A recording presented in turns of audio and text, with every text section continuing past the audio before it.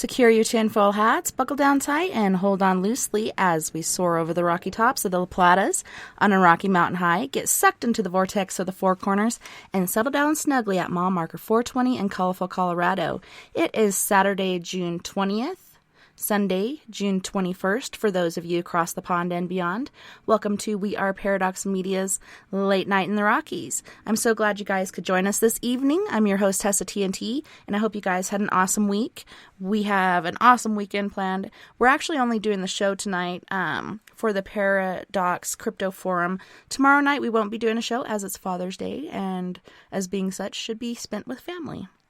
You can also find us on our other outlets, as far as Twitter, Spotify, Apple Podcasts, Google Podcasts, iTunes, iHeartRadio, CastBox, Tumblr, YouTube, SoundCloud, TuneIn Radio, Deezer, as well as Podcast Addict, and live right now on Spreaker.com under We Are Paradox Media. So tonight we have the Paradox Crypto Forum, which includes Miss Nikki Jacobs from Washington State. And then we have Mr. Wayland Colburn from Texas. We're waiting on Troy. I think he's wrapping up some things, but hopefully he'll be in here a little later. If there's anybody out there that would like to join us or come into chat room, make sure you do. Put your questions in caps or give us a call at 1-970-335-9596, and we'll get back to you shortly. All right. So welcome, guys. Thanks so much for being here. Glad you could make it, Wayland. Hey, I come in here. Hi. Yeah, I'll have to remind you, Alabama. You all, me and you get Alabama mixed up sometimes, don't we? Do you? Can you hear me now? Yes. It's all, it's like everything. I've had Texas on the brain today. You too? Yes. Because I knew he was from Alabama, but why did I say Texas? That's funny. That's okay. That was probably for me. We won't hold it against you, Wayland. I just, like I said, I just flew in here. I totally forgot about the show, and I hadn't been home but an hour from the racetrack. So, hey, we all doing good tonight. So that's all right. We start off on a good foot. We'll end on a good foot, I guess. Good note. I don't know, maybe. You race big cars, huh? Yeah, spin curves, I guess. Yeah. How'd the racing go? It's just a normal day today. They do the bracket racing, and they do a pro bracket racing, and no pro mod racing today at the track. They do that. Different tracks do that about once a month, sometimes twice a month. They'll do a special, and the really next big race is 4th of July weekend. Hopefully the weather will be good. I hope so. You know, a lot of people come out for the 4th of July. Fireworks show and stuff. It's just, it's a good thing to do, you know, have something to do all weekend long, you know, for the family. Sounds like fun. Have you ever done any, demolition derby stuff? Nah, we don't do anything there, but just drag races, all it is. And my buddy drives the car, and we've known one another all our lives. Of course, we're all raised up in small communities here, so sort of hard not to know the next door neighbor. Most of the time, you're probably kin to them if you don't know them or something like that. So that's all we do there. And they were going to build a round track at one time, but after 2008 and the financial crash, sort of people got a little tight with their money, and things didn't quite develop like they wanted it to. So we've just stuck to drag racing. We've done it ever since. I've been going to drag races ever since I was a little old bitty kid. So I've been going a long time. Nikki, you said you've been busy. What's been going on in your neck of the woods? Oh my God. Right here. What has been going on? A lot, actually. Went on a day trip on Tuesday, and unexpectedly, out of the blue, and passing by this very small town along the Pacific coastline, Washington coastline, excuse me, and I get called. I hear Sasquatch talking, and I'm like, okay, that's cool. And they're welcoming me back to the area again. And so that day, hello, that's loud. Sorry about that, guys.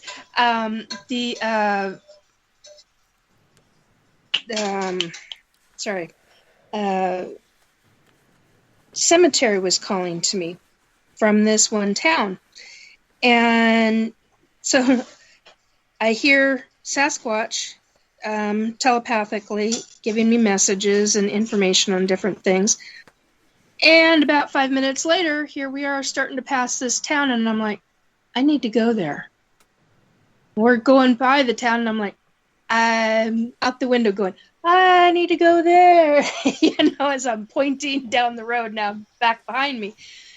And was hoping that we might end up having time to do that. Ended up being a very big day, simply because we ended up at a number of forts, and the last one was Fort Worden, outside of Port Townsend. And I got a lot of confirmation of things which are going to happen futuristic-wise. It was kind of hard for me to handle. That all said, made our way back to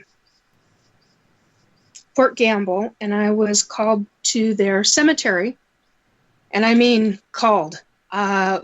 Rick pulls up to Rick, my spouse, pulls up to the we're not even in the parking lot. He just pulls in front of it and goes, where are we supposed to park? And that was a good question. And I had the door open before the car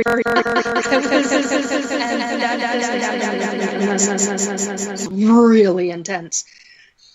And I get out there, and there's a bunch of fae, and there's all sorts of spirits out there, and there's a lovely little, I don't know if the town's going to appreciate me saying this, but because I kind of need to talk to the archivists that are there, because in the cemetery there are a lot of deceased who are not recognized. Their names do not have tombstones. People do not know that they're living. People do not know that there are certain individuals that are buried there. Somebody just said the word planted there. I'm like, well, that's an interesting way to state something. Anyway, love it when spirit interjects. Yeah, isn't that an old term? I want to say of endearment, Yeah. but an old term that they would use. Yeah, I think so. And this town was created in 1853. And when I walked through the gate, the front gate, I was like, okay, I was like, okay, guys, you know that I'm a psychic. You know that you've got one on your premises. Don't flood me with info all at once. Just let me get drawn. And I found out a lot of very unexpected, some very difficult things to deal with. But I also found out there's a lot of fae in the area, and I'm like, wow. It's been such a long time since I've been around that much fae that I was literally engulfed. It was like they were touching my skin. I don't know how else to explain it. So, tonight's about cryptids and things, but I was stunned. And yesterday I talked to Robert White. I said, hey, I want to pick your brain about something regarding the cemetery. And he gets a map out and starts looking, and because I had mentioned fae, and he goes, you said there was a lot of fae in the cemetery. And I said, yeah. He goes, there's a lot of fae in the area. And I went, you need to, because the way he said it, I was like, you need to be more precise. Tell me again what you specifically mean. And he's like, it expanded beyond the town. The whole area is just, and that was what he psychically picked up on. And I was like, wow, that is incredible. They don't usually, according to what little information I know, they don't usually congregate in one specific area that deeply. and he was talking. It was pretty pretty thick, and I was like, wow, that is real. I mean, that is a really cool thing. And so then you've got the Fae, you've got a very thick population of the Fae, and then you've got a very heavy population of Sasquatch, and that, in my opinion, is pretty darn cool. So they refused to let me leave there. Matter of fact, I think they were the cause of our little electrical issue with our car, because it happened right after I had said, well, it's time for me to go. And right when they asked me to make them a promise, because they knew that I don't break my promises. I mean, something dire is going to have to happen for me to break a promise. Learned that years ago. So they made me make a promise to them to return. And I was like, that's fine. We're going to make a vow, though, with it, because it means that nobody comes home to me, nobody attaches to me, and I will come back.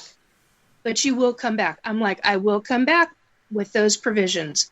And they were like, yes. And the next thing I hear is, got it, from Rick, and the door's open. The door's automatically unlocked. And I'm like, okay, that's a little... It didn't dawn on me that that's actually what was happening at the time. But it was about half hour to an hour after we were away from the town that's when it went click, click, click, bing, in my head. And I'm like, oh my God. So, fascinating. Yeah, Jason was... Jason was wondering why it's so concentrated in that area. I don't know, but I would sure like to find out. And that's one of my goals. Is I call them the residents of the cemetery, because that's just what they are. And the residents of the cemetery made me promise to come back. I told them I didn't know exactly when, but I would try my damnedest to make sure that it was by the end of this year, before the end of this year was out, and that I would go and spend nearly, is how I put it, nearly an entire day with them, because there are so many names that were lost. The interesting thing is that I was feeling like that. I kept feeling from them that don't forget us. And I eventually got told that, literally, as I'm about 4 feet from the gate, about to walk through the gate, and it was a collective, do not let them forget about us. Do not forget about us, is what I was told. Exact quote. And I was like, we won't. We won't. You will be remembered one way or another. You will be remembered. And the collective energy that I picked up on as I'm walking through the gate was registry. They want to be put, the ones that where their names are missing, they want to be put in the historical registry. Well, there's a number of ways that has to go about to be done. I can only assume. But what I do know about genealogical stuff, that takes some doing. So there's going to have to be a lot of research. And part of the research on my part means going there, sitting in different sections of the cemetery, getting the different stories of people, getting their first names, their middle names, their last names, whatever they're willing to give me. And it's interesting because since that time, over the last 2.5 days, I've already gotten a list of names. And some of them came from me. Like, as I'm about to fall back to sleep, I get woken up and somebody is telling me their name and their history. And I'm like, okay. I lay my head back down, and 3 or 4 seconds later, or a minute later, I'm being woken up again with somebody's name being said and a little bit more of history. And I'm like, I need to sleep, guys. I need to sleep. And, I get 4 names that way. And then I have a conversation with a different group of psychics that I talk with periodically. And all of a sudden, all of them are getting different names and different information. And I'm like, wow, this is all coming together. So whatever this is, it's a meant to be type of situation. Sorry. A meant to be type of situation where we go in. What I want to do is go in with a team that deals with recording, has a camera crew type of situation, deals with recording, deals with videotaping or having a microphone near me or set up around me to where I can talk to these folks, because there were so many of them. And then I unexplicably, sorry, I couldn't say that word, stepped in a hole that had Faye in it. And I'm like, oh my God, did I kill anybody? I kind of freaked out. And the collective feedback was, we're all okay. And I got surrounded. That was that was like the second or third time that I got surrounded by Faye, and like they were touching me and letting me know it's okay. And I felt little fingers and things on my cheeks and my forehead.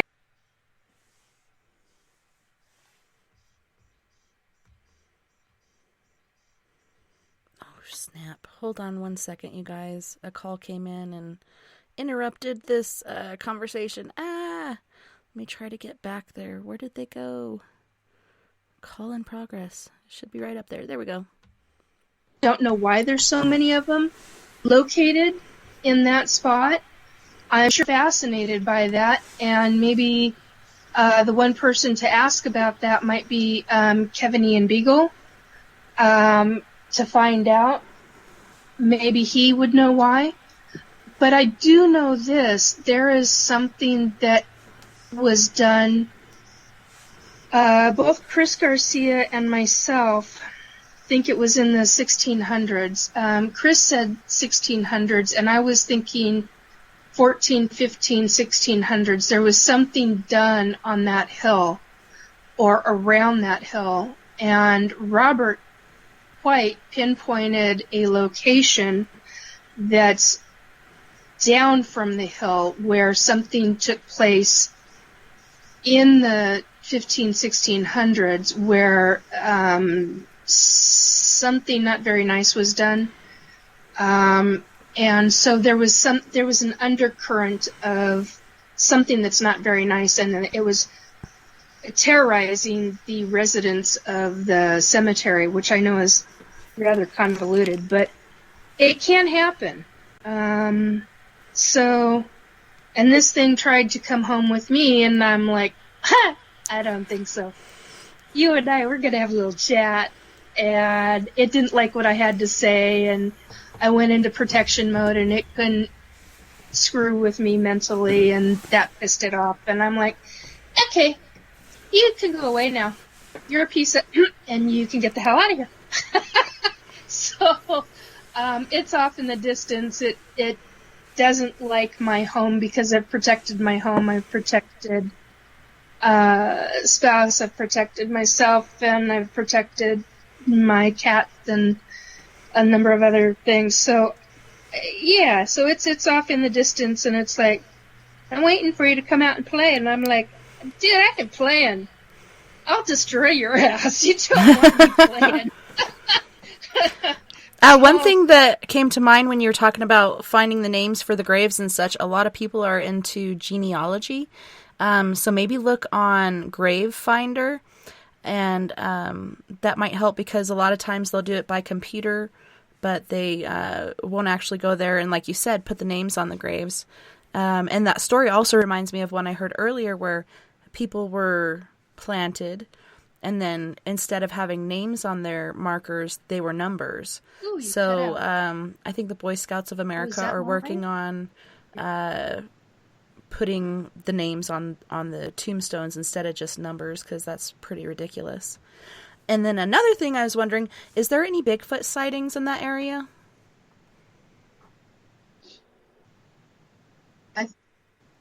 I think my internet's going wonky.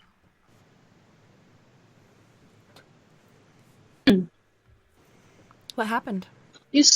I think my internet's going wonky because you were cutting in and out big time, and then all of a sudden my screen went nutsy, and it's all fine now. That's a little bizarre. Okay, so you were saying Gravefinder and something else, and I missed the something else. Also, Bigfoot. Are there any Bigfoot sightings in that area? Yes. Yeah, but I need to research that one, Bigfoot sightings. I know there are, based on other people that I've talked with in the last 2 years, but I haven't done any major research on it. So those are, boy, I've got a long laundry list of things that I've got to start researching. Mm-hmm.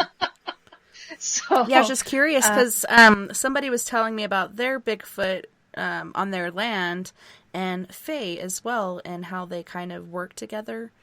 The Fae is the brains, the Bigfoot is the brawn, and the one they send in to do certain things. So I was just curious, if you had heard anything like that, because a lot of times where there's Bigfoot, there's Fae for some reason.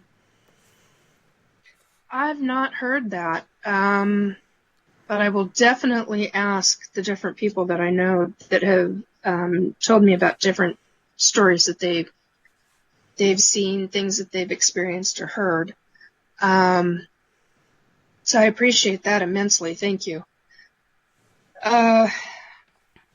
Something else. One of the things that before I came out of the cemetery,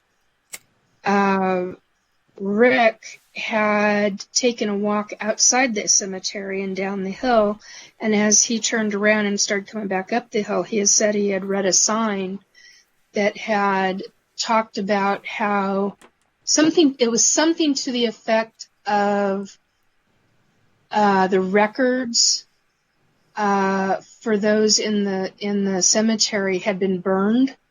A building that contained the records had burned down in the town, and that was one of the reasons why there were a number of other people that were buried there before they even really started keeping the records of who was buried there. But that supposedly the sign said something to the effect of they know that there were a lot of people buried there before they kept track of it. And I'm like, yeah, I need to get pictures of that sign. And I need to be talking to the archivist or a librarian there, somebody, because these folks, they want their stories to be known.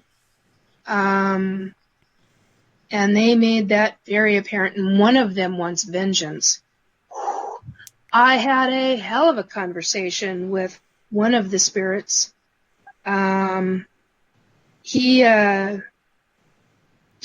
earthbound. He does not understand why I can't lay vengeance upon whatever family or whatever spirit or to go against the two men who basically they murdered him. And he's livid. And I'm like, okay, we need to have a little chat, and we need to have a chat now. And that basically took a 20-minute conversation to get him, and boy, was he pissed. He was really pissed that I would not automatically go out and take vengeance upon the people who killed him. And I'm like, wow, you need to have a comprehension of some things here, dear. And I'm like, I'm not that kind of a person, number one. Number two, you're deliberately holding on to extreme anger. I get that you're pissed, rightly so. But at the same time, if you do not release that anger, you're not going to be able to move forward. And you've been here longer than the town became a town in 1853. And I literally just got told it was before it was not very long before the town became a town. That's what I was just told. Like possibly a month or so, or even 2 months before it became registered as a town. But that's beside the point. I mean, you're dealing with somebody who is that angry, who's trying to communicate, wants to communicate, and you're having to explain to him the process in which he needs to be able to move forward in life, and yet he doesn't think he has options, and there are options. He has tons of options. He's choosing not any one of them except for anger and revenge. And I'm like, wow, okay. So which is why it led into a 20-minute conversation, because I was like, dude, you need to calm the bleep down. Like, now, you're not going to talk to me like this, number one. And number two, let's have a little open communication about what's actually taking place here. So I basically became like a counselor to this male spirit who, that's all he wants is revenge. And I'm like, wow, calm. So he was not happy with me, but you know what? That's life. I mean, he's choosing to stay stuck, and I'm like, that's not okay. But he is the one who told me about something very specific that pertains to that cemetery that nobody knows about.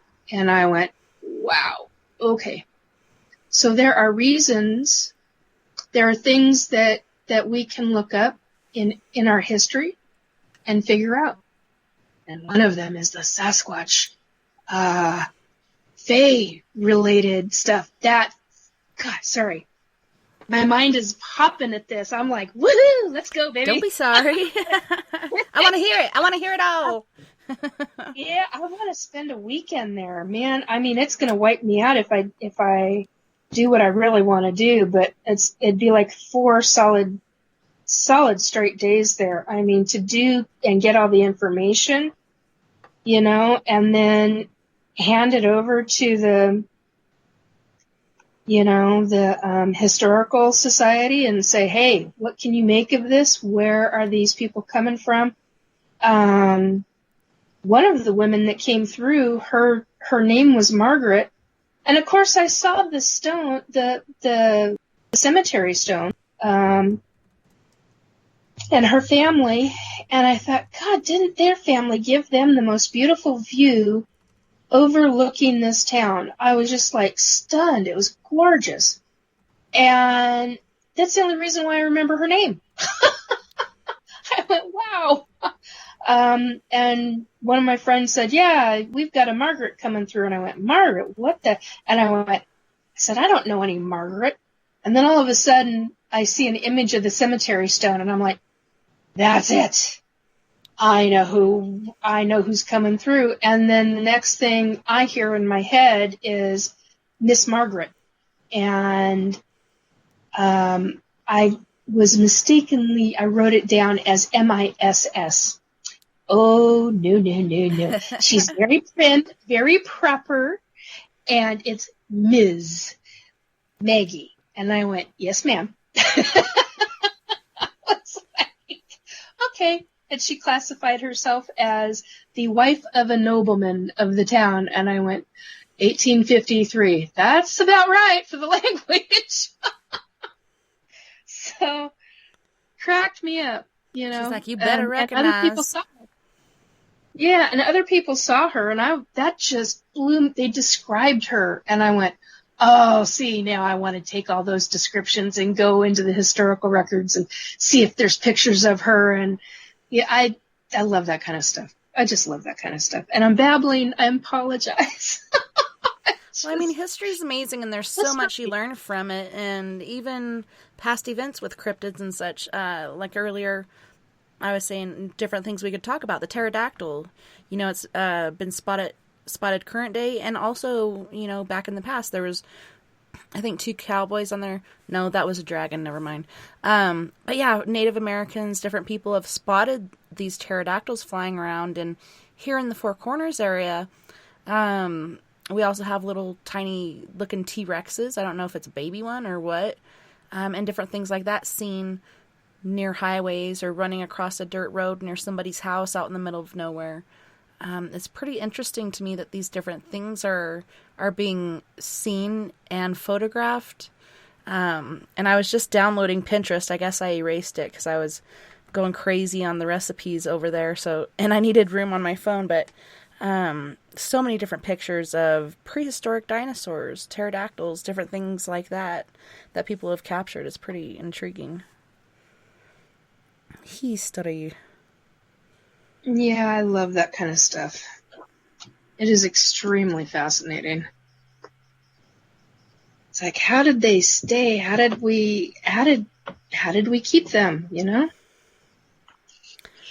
There's so many animals that God, there's so many animals. Look at the alligator and look at the different whales, different types of whales and different shark whales. And oh my gosh.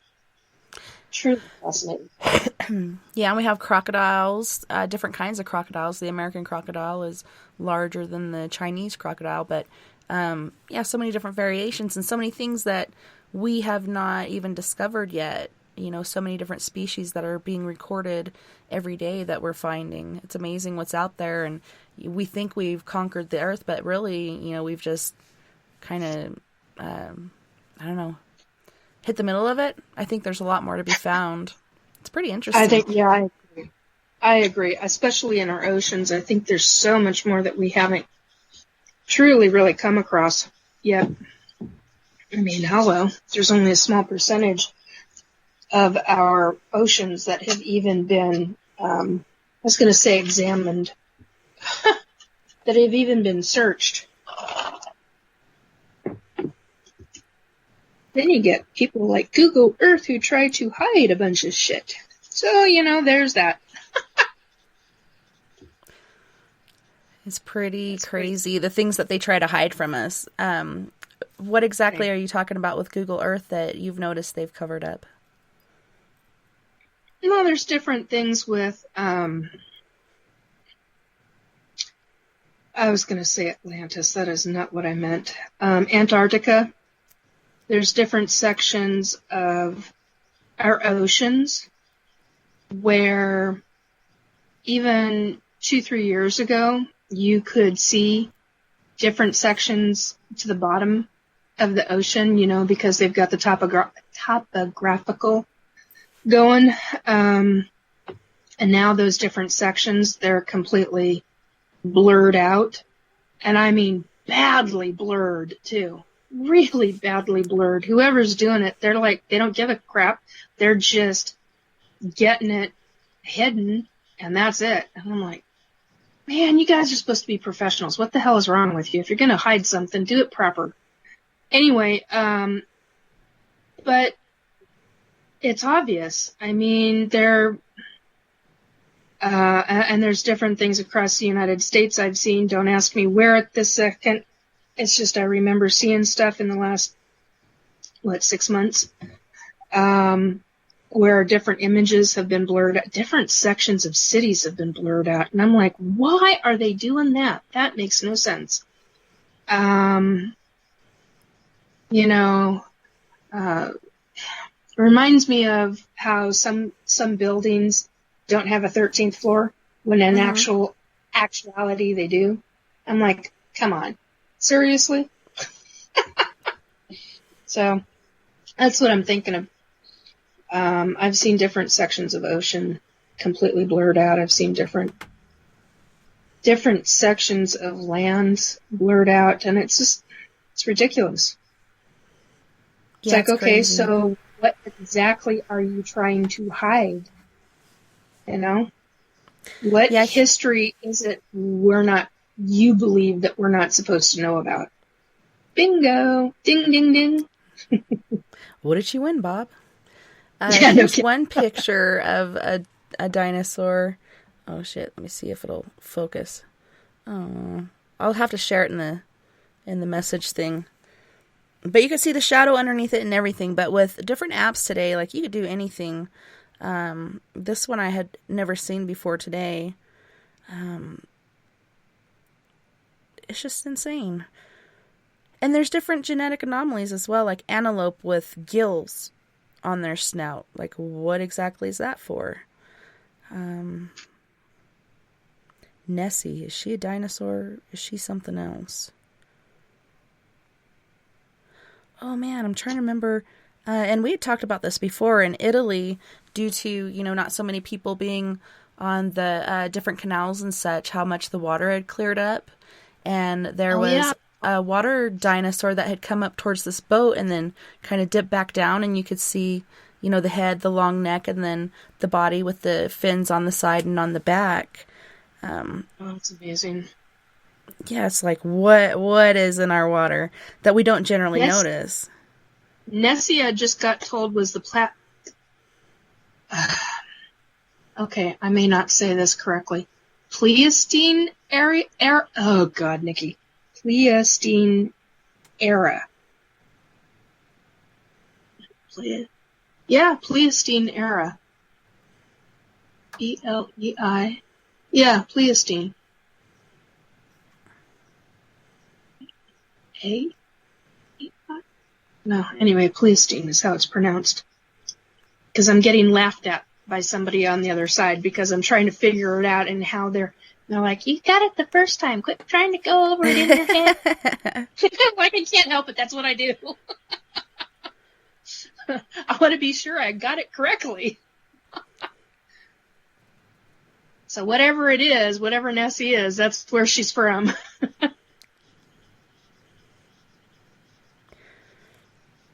Okay, now I'm trying to find our chat so I could send that picture.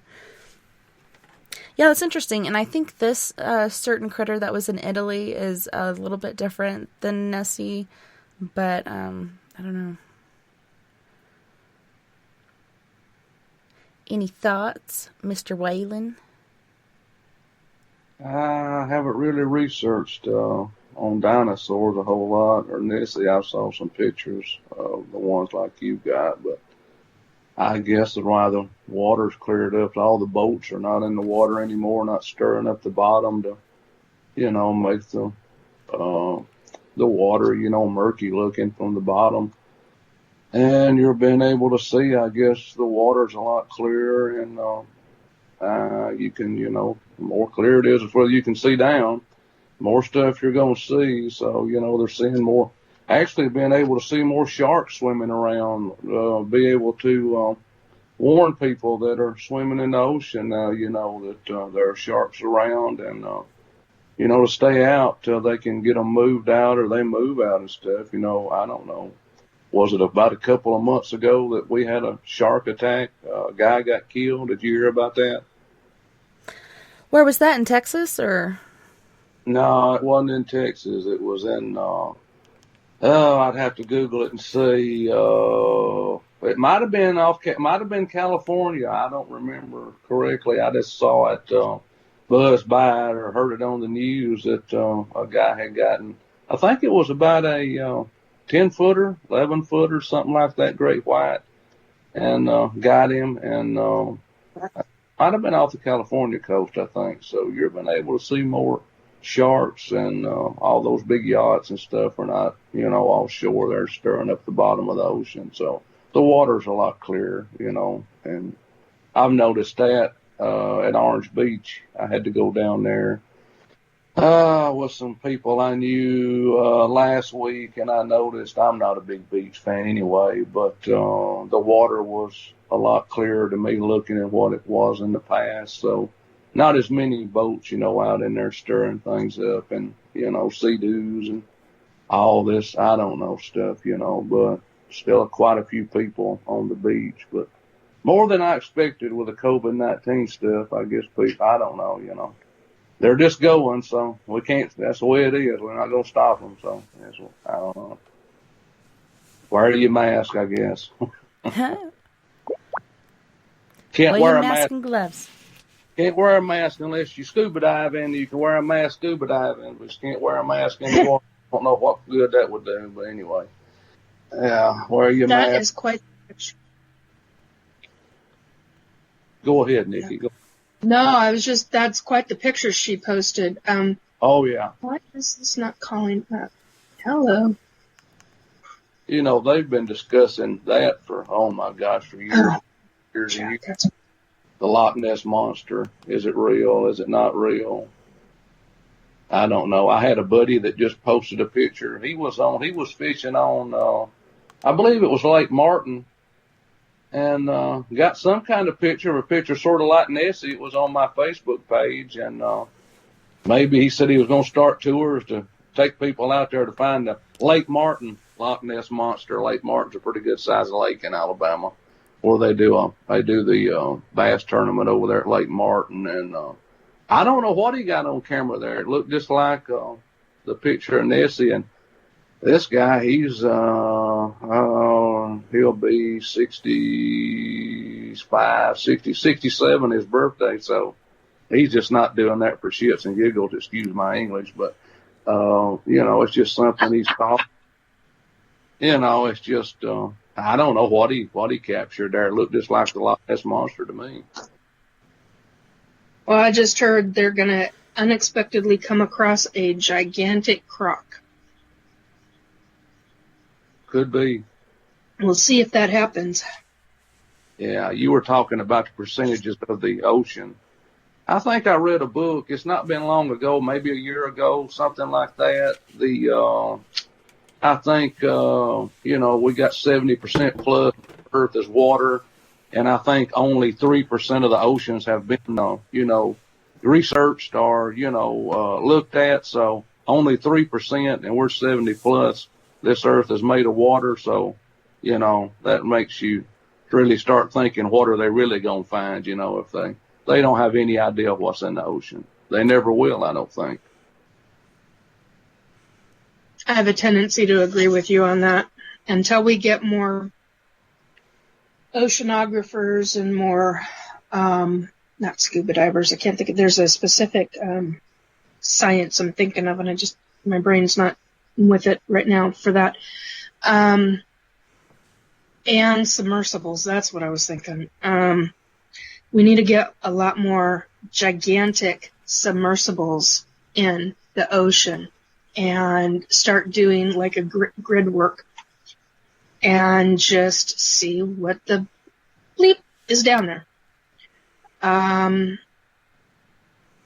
I think we're going to be highly surprised and also not surprised, because I think there's going to be species of marine life that we have not visually seen, but that fishermen and somebody's telling me the word mariners, old-time mariners, sailors saw. And that's where a lot of these stories come from, because they saw things. And now you've got a lot more metal sailing boats. You've got the gigantic ships that are out on the water. So, of course, they're not going to see, you'll see something, but you won't necessarily see it as close they were to the water, so. Well, it's awesome, too, because satellites are picking up on stuff.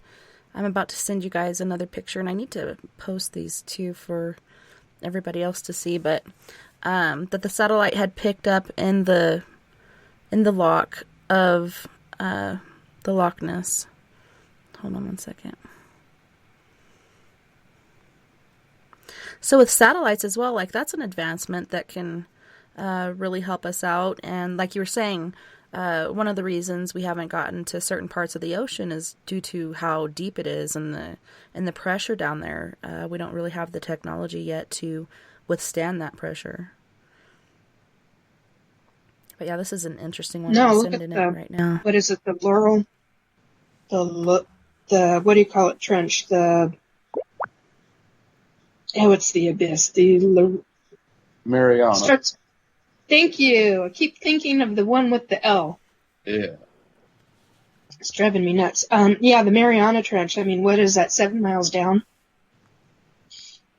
Don't believe we've got the technology and the equipment to be able to go down that far. But I find it interesting that other beings do. You know? What have the guys the guys that do the submarining, Russians and Americans and the Chinese, all these people have the submarines in the ocean. They're the ones that are seeing the probably the stuff that would shake the world up, and they're not saying anything about it. More likely, covering it up, of course, because they're down deep. Yeah, having to to sign non-disclosure agreements. Yeah. For whatever reason. Exactly. Yeah, because we can't handle that shit. We're incapable. Yeah, which is a load of crap, and we all know it.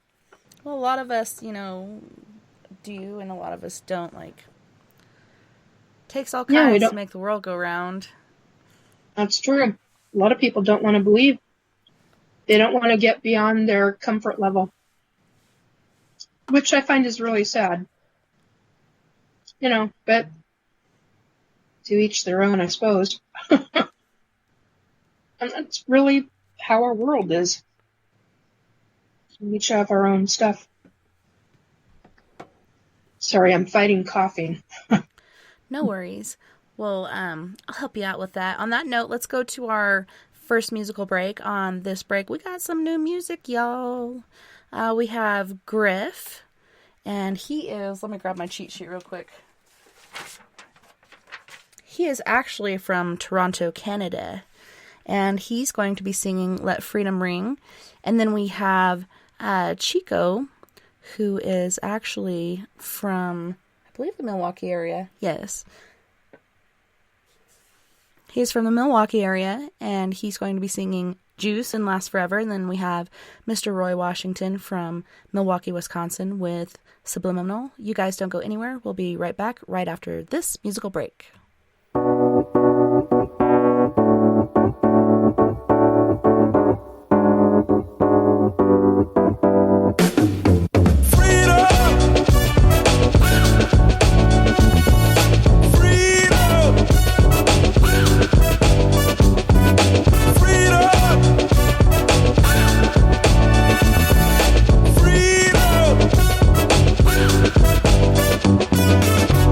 Okay, yo, here's the scoop. You can still be a slave, you're whipped and loop. That's the truth. Got big houses, nice cars. That's real cute, but that doesn't mean nothing. You ain't free to choose. When I say free to choose, no alarm clock, don't gotta hit the snooze. The world is backwards, I'm so confused. They say freedom of speech, but when you speak your mind, they blow a fuse. Just being honest, common sense and common. It's kind of ironic. My freedom, recently bought it. Now I'm a target. If I do the wrong thing or say the wrong thing, come on, man. Let freedom ring. Yeah.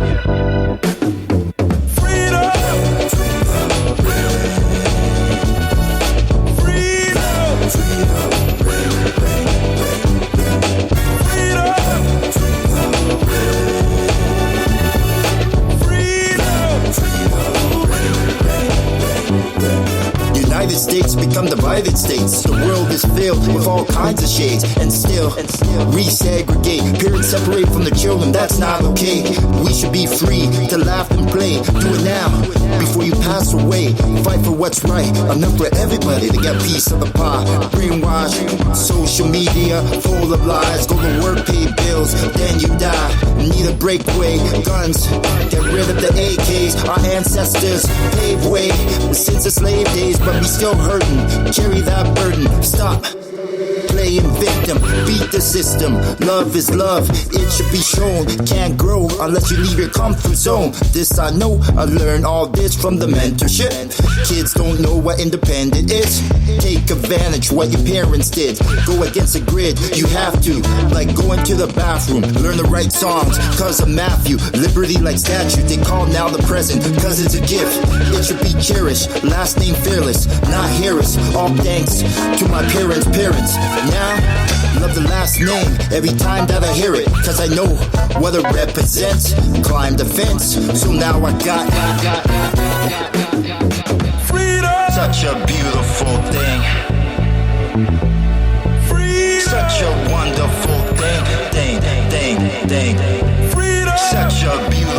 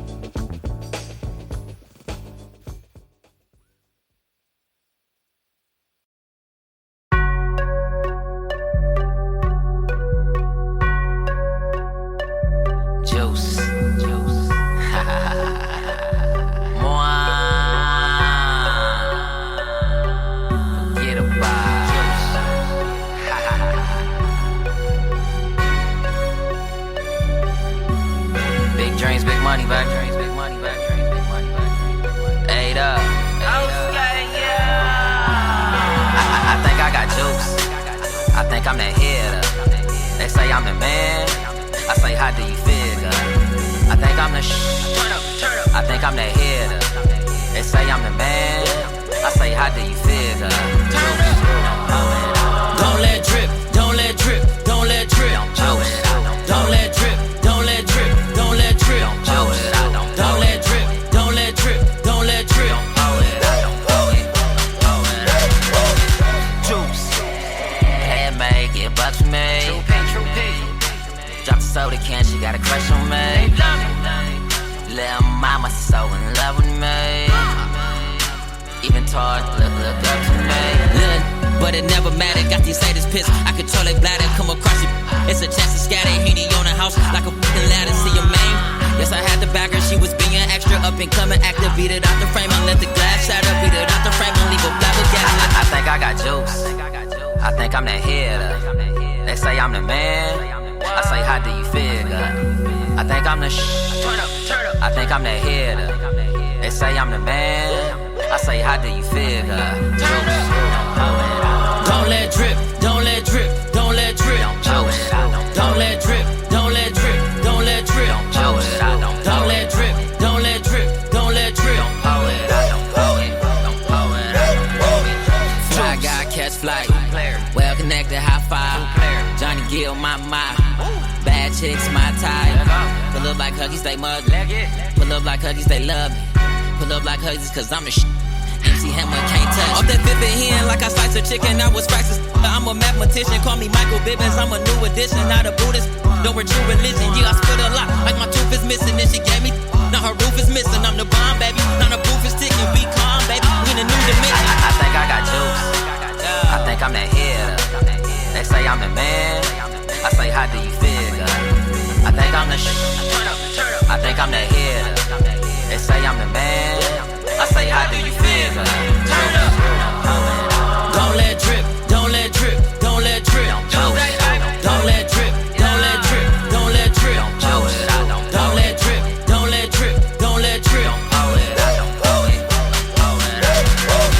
Juice.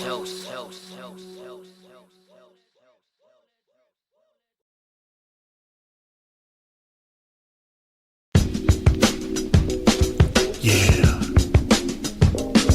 Come on. I see you, Roy Washington, man. What's happening, man? Yeah. Come on. Yeah.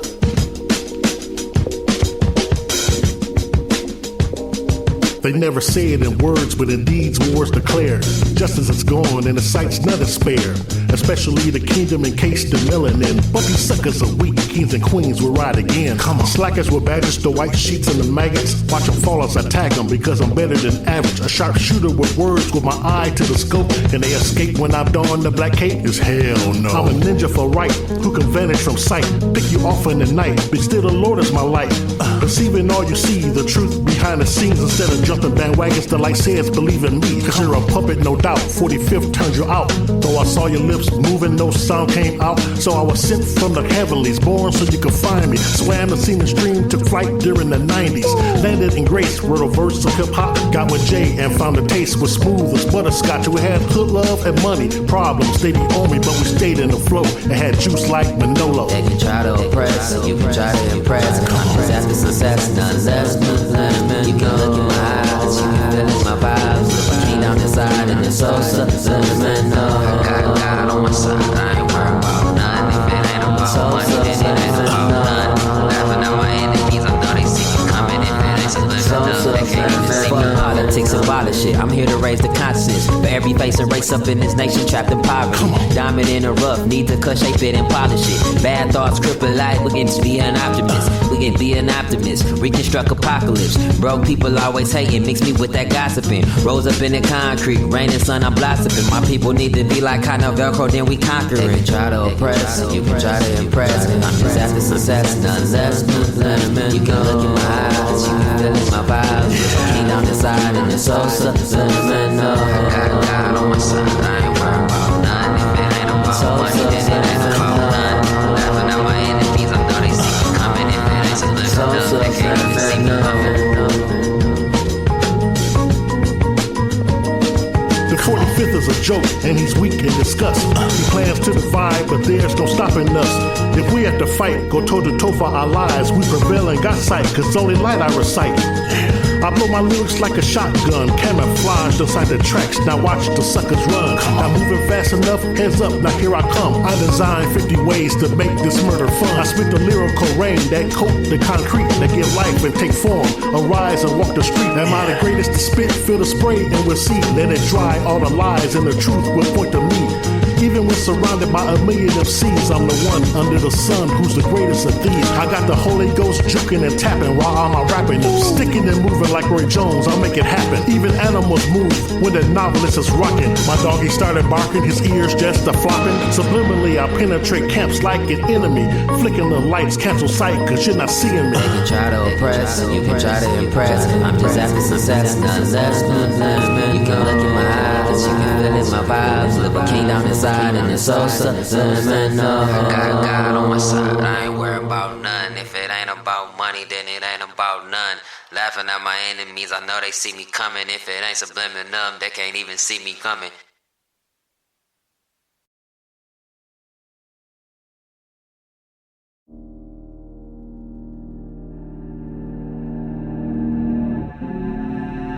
Last forever. The rain never, rain never, rain never, rain never, rain never.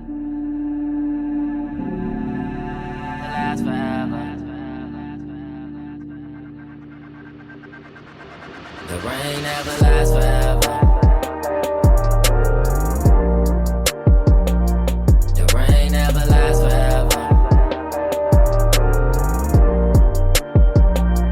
The rain never lasts forever.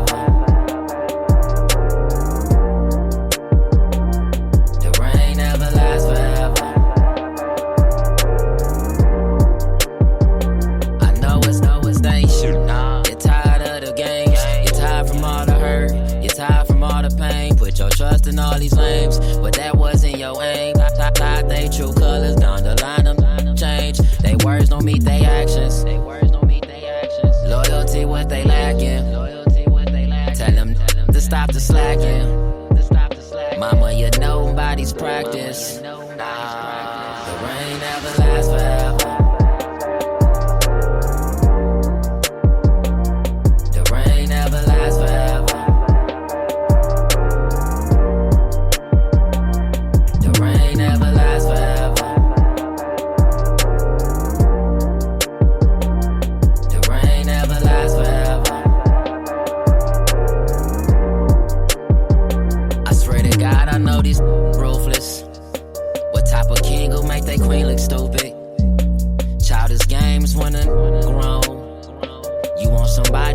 Call your own. You different than your phone. When you asking me, act like you wrong. Your heart say stay when your patience gone. When y'all together, you still feel alone. Yeah, the rain never lasts forever. The rain never lasts forever.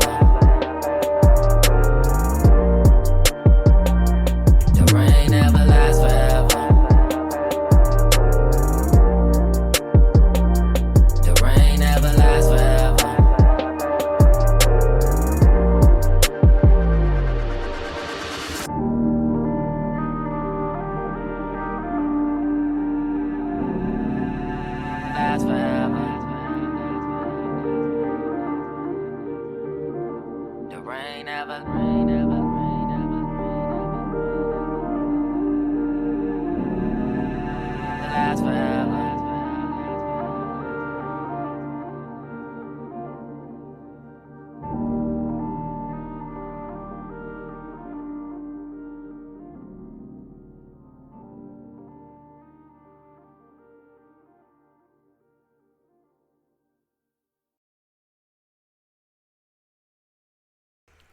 Welcome back, and thanks so much for joining us tonight on We Are Paradox Media's Late Night in the Rockies. Tonight we're joined by Nikki Jacobs of Washington and Mr. Wayland Colburn of Alabama. You guys, welcome back, and thanks so much for hanging out with me tonight. Hi, thank you for having us back. Come in here, space. Beep, beep, beep. So, I got it right this time. yeah, I was like, yes, woohoo! I did it. You did it. So what are you guys' thoughts on giants? Somebody in the after party chat room was talking about Death Valley. I think it was Andrew Truckernome. And he was talking about Death Valley and how nobody lives there. And it reminded me of a story that I had read about this explorer that was out in Death Valley exploring, and he fell through the ground into like a tunnel system and actually came upon giant skeletons as well as gold and different treasures, and he had grabbed a piece of it and then climbed back out where he had fallen in and went and showed his friends, and then they went back, you know, as a group to try to find this place and find more of the treasure, and then they never found it again. But it was interesting that this system did exist. It's underground in Death Valley, which totally makes sense because it's so hot there. Yeah. I do believe in giants. They've had numerous scientific archaeological digs. The problem that I find with it is that the different governments try to hide it, all except Peru, and one other country, which I cannot think of the name. Every time I try to think of the country name, it just completely escapes me. But I find it fascinating why our government tries to hide that. I mean, it's been talked about and proven that a specific company, privately owned company, huge United States company, gets their hands on stuff and then the information disappears. You know, they put it in their basement archives. Well, probably they do a lot of scientific studies on it and would never release the information to the public. That to me is very worrisome. Yes, I do believe that there were giants on this earth at one point in time. But then comes the question of how giant are these giants that we're talking about? Are we talking the 12 to 15 footers, or are we talking the 25 footers? There have been known to be both. And I can't even, the concept of the skull of a 25 footer, that is mind boggling to me. Absolutely mind boggling. They've got, people standing in front of a footprint in rock that's embedded in rock. It's on its side, but it's embedded in rock, and people are standing at the heel of it, and the people are, you know, between 5 and 6 feet tall, and the base of the heel isn't even it's bigger than 6 feet wide. Do you know how tall a person would have to be to, that is, and then it's like the only way that can be created is in a time when there was mud. And it was the mud turned into rock because over so many years, over so many thousands of years. I mean, that is mind-boggling to me. And there's not just been pictures of that one footprint. There have been a couple of others that I've seen across the globe. Now, this is over the course of many, many years. You don't see those images very often anymore pop up on the web. You mostly see the one with the people standing in front of the side of the heel, which just cracks me up. It's just because it's not ridiculous. It's just the concept of it is so mind-boggling. Can you imagine the brain matter, the mass of the brain matter that would have to go to a race of giants that is that big? I mean, good God, big as a table. I mean, astronomical. I mean, it's a mind bender. It's a true mind bender. Jason was asking what company someone like Halliburton Smithsonian. Or is it the company? No, it's the company. It's Smithsonian. Smithsonian is known for going into places. So I've read numerous different times over the course of multiple different years, where I've read different news articles from different countries where unexpectedly word got out that there was an archaeological find, a major archaeological find, and here the Smithsonian comes in, excuse me, and just gobbles up I was going to say the documentation, that's not what I mean, the evidence. Artifacts. And it's never seen or heard from again. And it's not the first time I've heard that. Like I said, I've read multiple different countries' news articles. I've read multiple.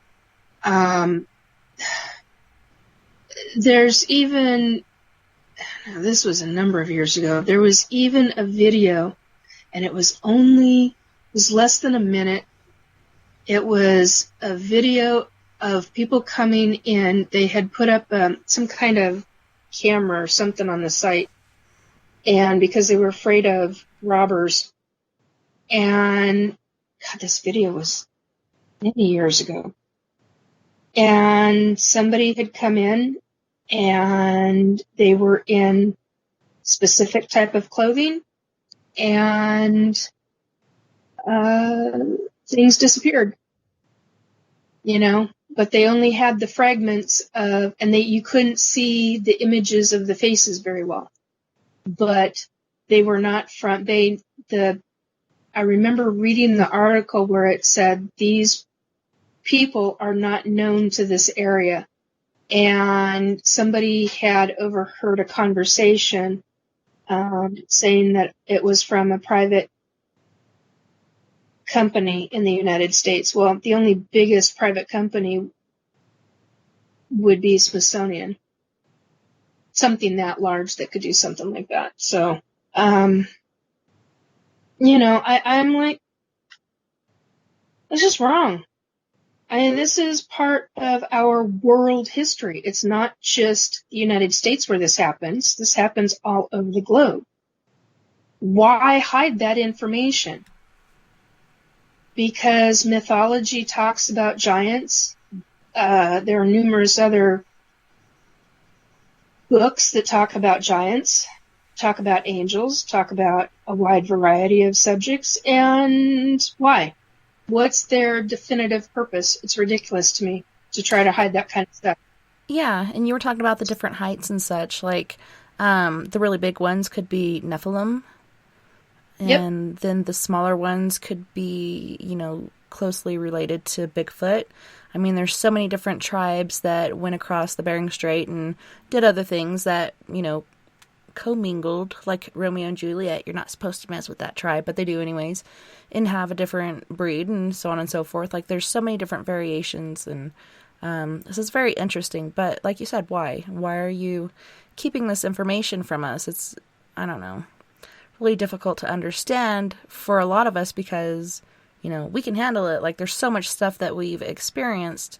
I don't know, I believe anything's possible, and I'm not gullible. I'm not just going to eat everything up. I'll read on it and do different studying and make up my mind from there. Right. And I don't know. It's just like, you've got to do that. Yeah, and some people, like you said, they can't handle it. They don't have the time for it. They don't even want to acknowledge it because life is too hard on them. And different people have different goals and different thought processes and different levels. And, I think being open-minded is good. And like Jason was saying, one interesting thing about giants, he thinks that giants were in Antarctica and within the last 300 to 400 years. That's one exciting thing about it melting off. It's kind of scary how quickly it's happening, but just the different things that we're going to discover. Hopefully there's going to be a lot of private people going up there and doing it, and not just government.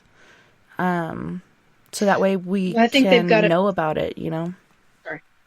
Go ahead. I think they've got it so locked down that I don't think private is going to be able to get in there. I think government's got it so locked down that, and I do agree that giants could be part of that. There have been things that, like Linda Moulton Howe has been described to her from military personnel who did not sign a non-disclosure agreement,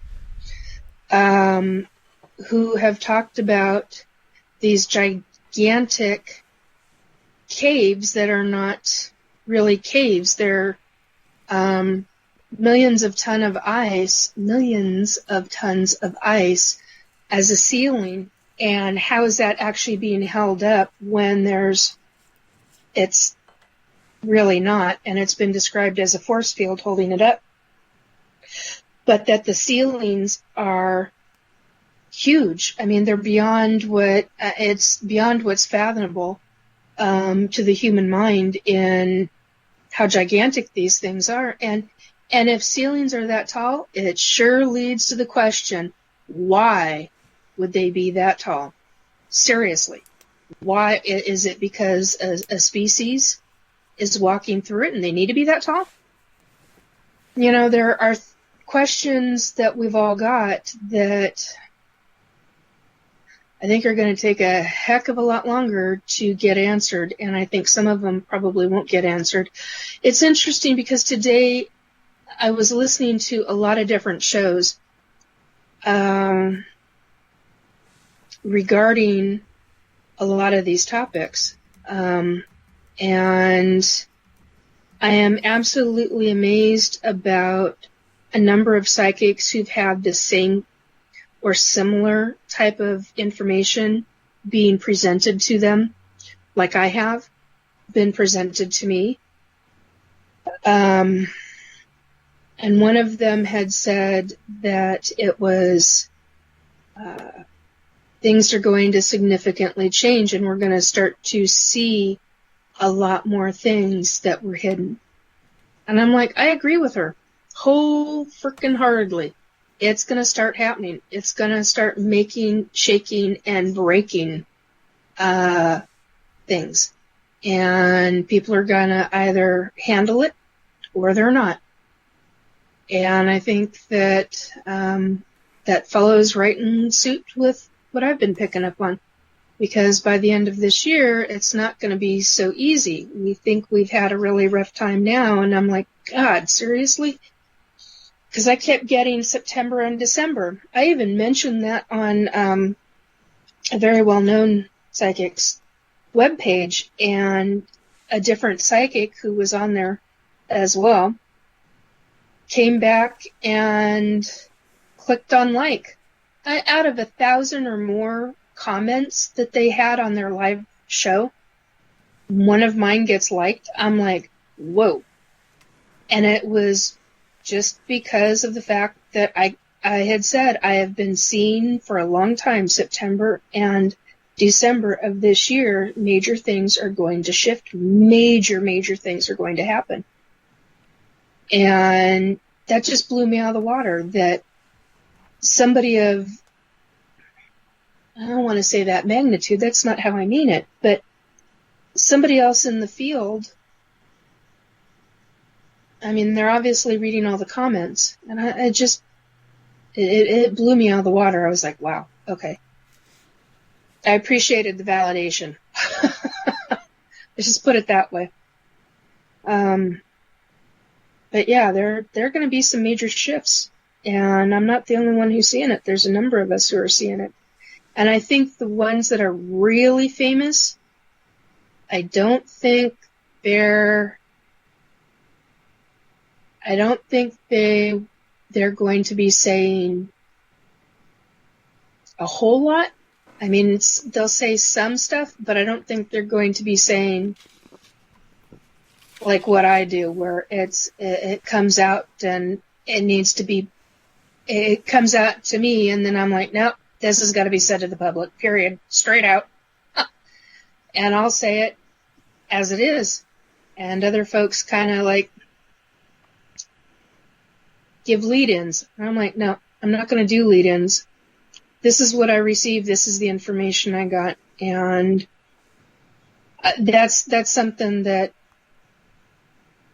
I was talking to another psychic friend a couple days ago, and she was unexpectedly doing a reading for me out of the blue, and she's like, well, I kind of don't want to say it. And I'm like, no, darling, just come out and say it. Whatever it is, even if they're telling me to F you, I don't care. I want to hear exactly what it is. And that's how I am. That's just how I am. You got to speak not only your truth, but you've got to, if you're going to repeat something, you better be accurate in what you're repeating. And that's important to me. It's really important to me. So I don't do this wishy-washy. Well, it's not wishy-washy. It's just I don't think they want to scare people. I don't want to scare people either, but I want to give them. I'm the kind of person where I'm like, here's the information. Do with it as you will. Do no harm. Yeah, I'm like, hey, each of us has our own take on different things. Some people could classify it as, oh my God, you're, fear-mongering. I'm like, no. You provide the information that you're given. You don't leave anything out. There are certain things that I will leave out simply because of, hello, state secret shit. I'm not going to divulge that kind of crap. If they've got something that they want to, if the government wants to talk to me about something, they'll find a way. And believe me, they're real damn good at it. So, so yeah, you tell it like it is. And I appreciate the ones that do very, very much. Don't be scared. Just let it go. Yeah.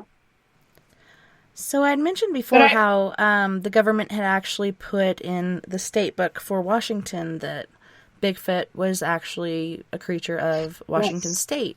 Well, I just found this article from the Examiner, but Pinterest won't let me look at it. It keeps blocking it and saying, blocked link, sorry, we blocked this link because it may lead to spam. But you see this picture of an old newspaper from 1975. It says Cliff Crook, Bigfoot Central Files. And the title of the article says, Elusive Bigfoot gets official recognition by U.S. Army. Underneath that, it says Army Corps of Engineers says Bigfoot exists in the Northwest and Siberia. I'm sure there's more after that, but I can't see it. But it's, let me take a picture of that picture and send it to you. Just looking at it, I had an old newspaper from when my mom had been kidnapped and was able to escape from the car, and it had the same sort of tinge, just a little lighter because it was in the early 80s when this had come out. But yeah, it's interesting how it comes out in the paper and then they go and do a cover-up. You can't go and cover up papers that people had already bought, so some people hold on to this stuff. Yeah, I'm one of those. They let it slip in 1975 and then try to cover it back up, saying this could lead to spam. Why? Because it's Bigfoot? Yeah. Which means there's something in it that they don't want revealed, which is such bullshit. In the grand scheme of things, it's bullshit. Yeah, I've got a lot of newspapers like that from the 80s, even in some of the stuff from the 90s, early 90s, talking about different scientists and different doctors dying for no apparent reason, or there was a, not a murder-suicide, a murder home invasion, or there was an unusual car accident, and oh, by the way, this doctor died. Well, yeah, this doctor was a scientist on the verge of producing stuff. So I've got a lot of newspaper article cutouts like that, and they're buried at the moment. They're in a safe place, but they're buried at the moment, packed away. Yeah, I've seen a lot of things like that where you have, like, what was it, from the 50s, UFO stuff from the 50s, where there's newspaper articles and then you can post it once, but you can't repost it because of the same damn thing. And it's like, what the hell is the point why is this such a big deal? So if they're having problems posting it on that, boy, I'd be posting that everywhere. I mean, if they're having that kind of a situation, if you can't get it on one social media, post it everywhere. Take different pictures of it. Take pictures of it in different ways to where it doesn't actually, you may have the date, in one section and just piece it together. You've got the original, but that way, it's not going to be tagged. That's what I'm trying to say. There are ways to go about getting around that kind of crap. There really are. So they may show the one that's marked off. You can't see this. It'll be considered spam or draw attention to spam or whatever. But what they can do is they can take screenshots of it or take pictures of different sections of it and, post it that way. Whatever works, You got to figure out different ways to get around their shit. I mean, that's what I do. If I can't get something posted because because Facebook or Twitter is causing issues, I find some other way to get it posted. Leave the link out, leave some of the other information out, put an asterisk in a name because the name may be the trigger point to get, something removed. Well, remove one of the letters of the name. Put an asterisk in it. Any way that you can get the information out so that it doesn't get removed. Yeah, been there, done that a number of times. Ouch. Sorry, knuckle just popped. Unexpectedly. Anyway, have you had problems like that, Tessa? As far as, I'm sorry, I missed... Being able to post and stuff being removed, and yet for a fact it's true, and there's not a damn thing wrong with it. I've had a couple times that people have reported my stuff or flagged it or whatever, and they send me to Facebook jail or send the post to Facebook jail, and I'll always go against it. I'll appeal it and say, no, that I own these rights, or this is factual, or whatever the case may be, and then they'll let it back on, generally. I think the only time they didn't let a post back on was, and it was funny, but I guess somebody didn't like it, but it had this little brass, prong, and it says, if you want to go see your friends on the other side, just stick this into an outlet or whatever. It was a funny little post, but somebody, said it was suicidal, whatever. It wasn't. It was just funny. But I guess, some people's kids might take it seriously and go do something about it. See, that's where the stupid lies. Ugh, that kind of stuff drives me nuts. Hello, Max. Hello, Max, producer man. Yeah, our little Max is. He's growing fur again. Yay!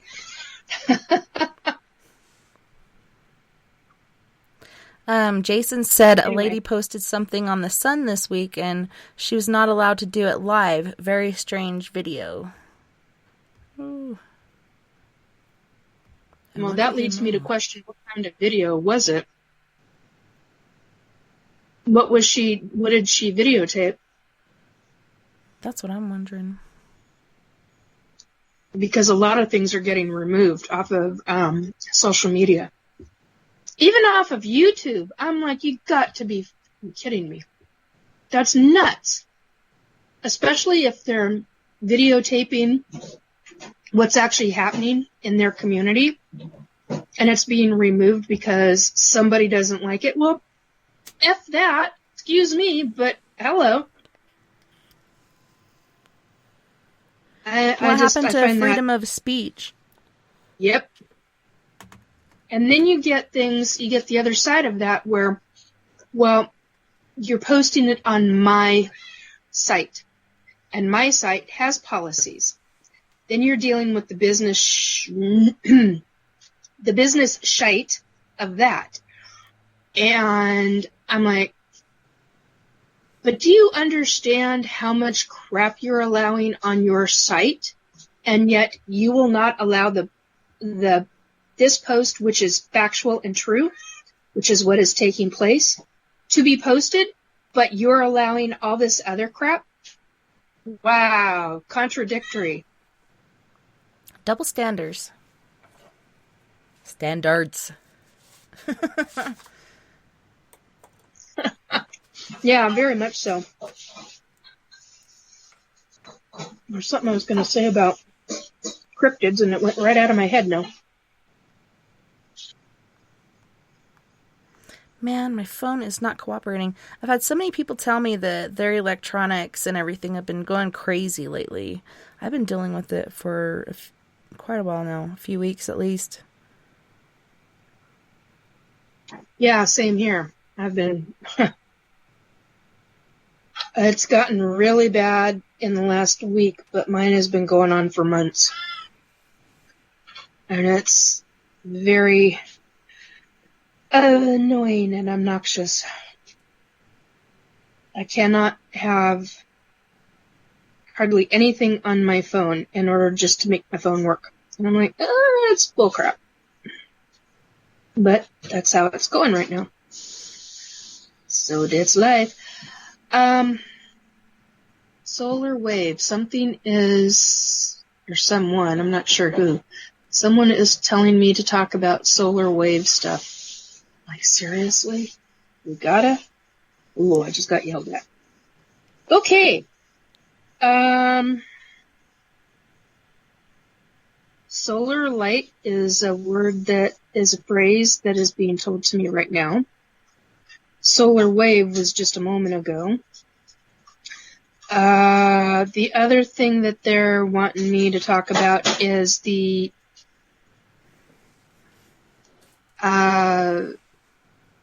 beings, aliens that are going to be coming to help Earth. I don't know when they're supposed to be here. I talked about them, I think, last year. I'm not sure when the solar wave is supposed to hit, but supposedly we're supposed to have a solar wave from the sun. Solar, yeah, so sun. Oh, good God, excuse me. Some way, somehow, it will affect our planet. And I'm wondering if that's going to be a trigger point. I'm wondering, like everybody else, is that going to be a trigger point for a lot of technological issues? And this is a thought that just popped into my head. Will it bring down SpaceX's satellites? Because a solar wave hitting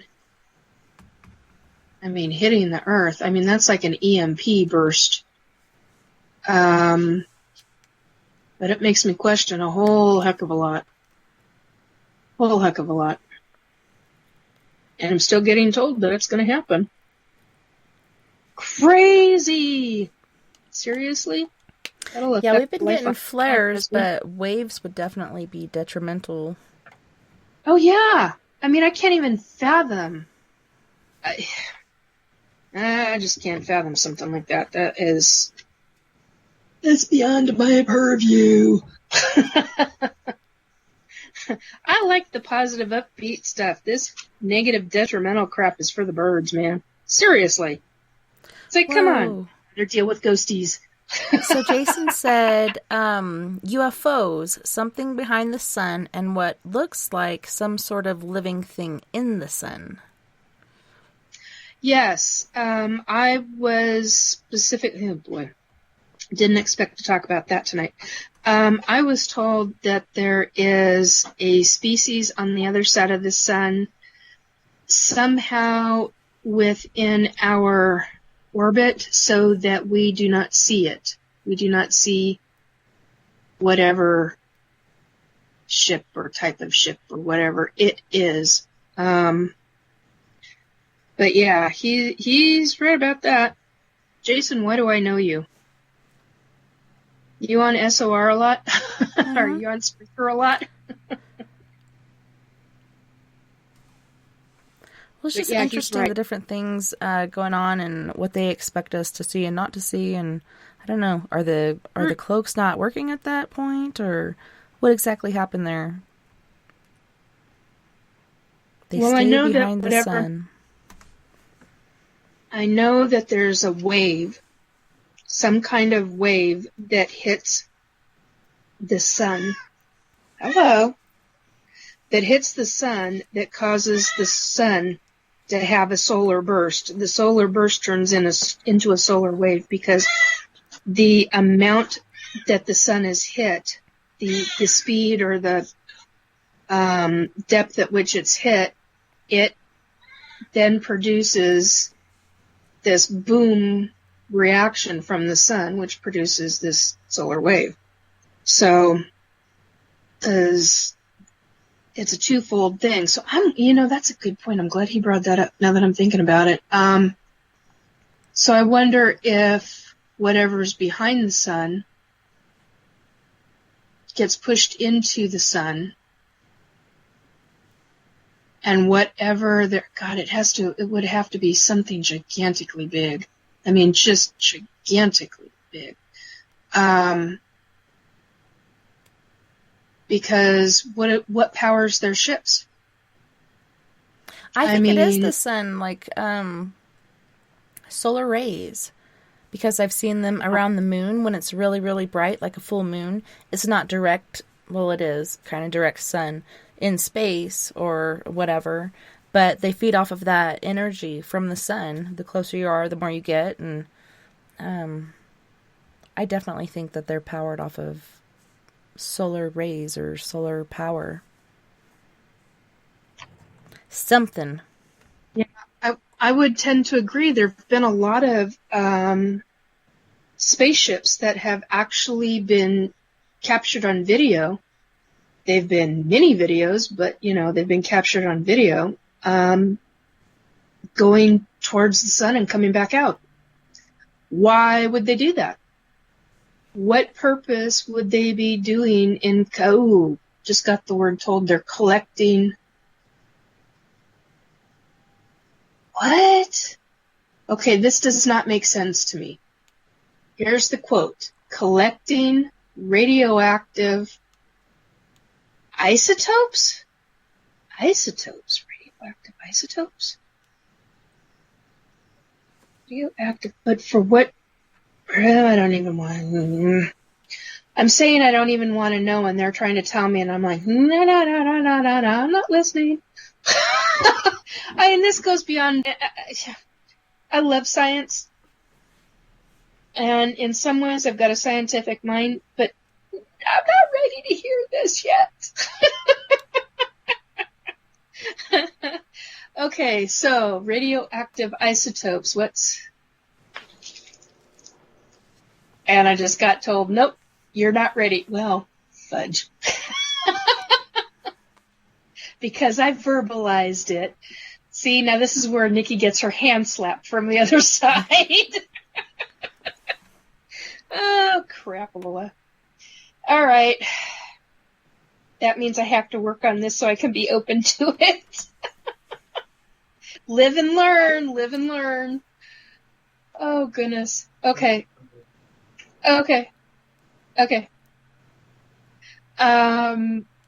So, I'm trying to think of anything. Is there anything else? Radioactive isotopes. No, they're collecting something else. I know that.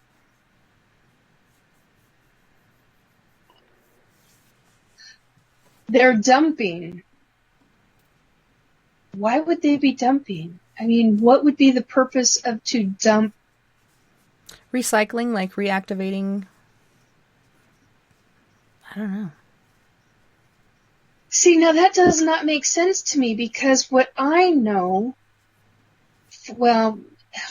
from memory, from bits and pieces of childhood experiences regarding aliens and their technology,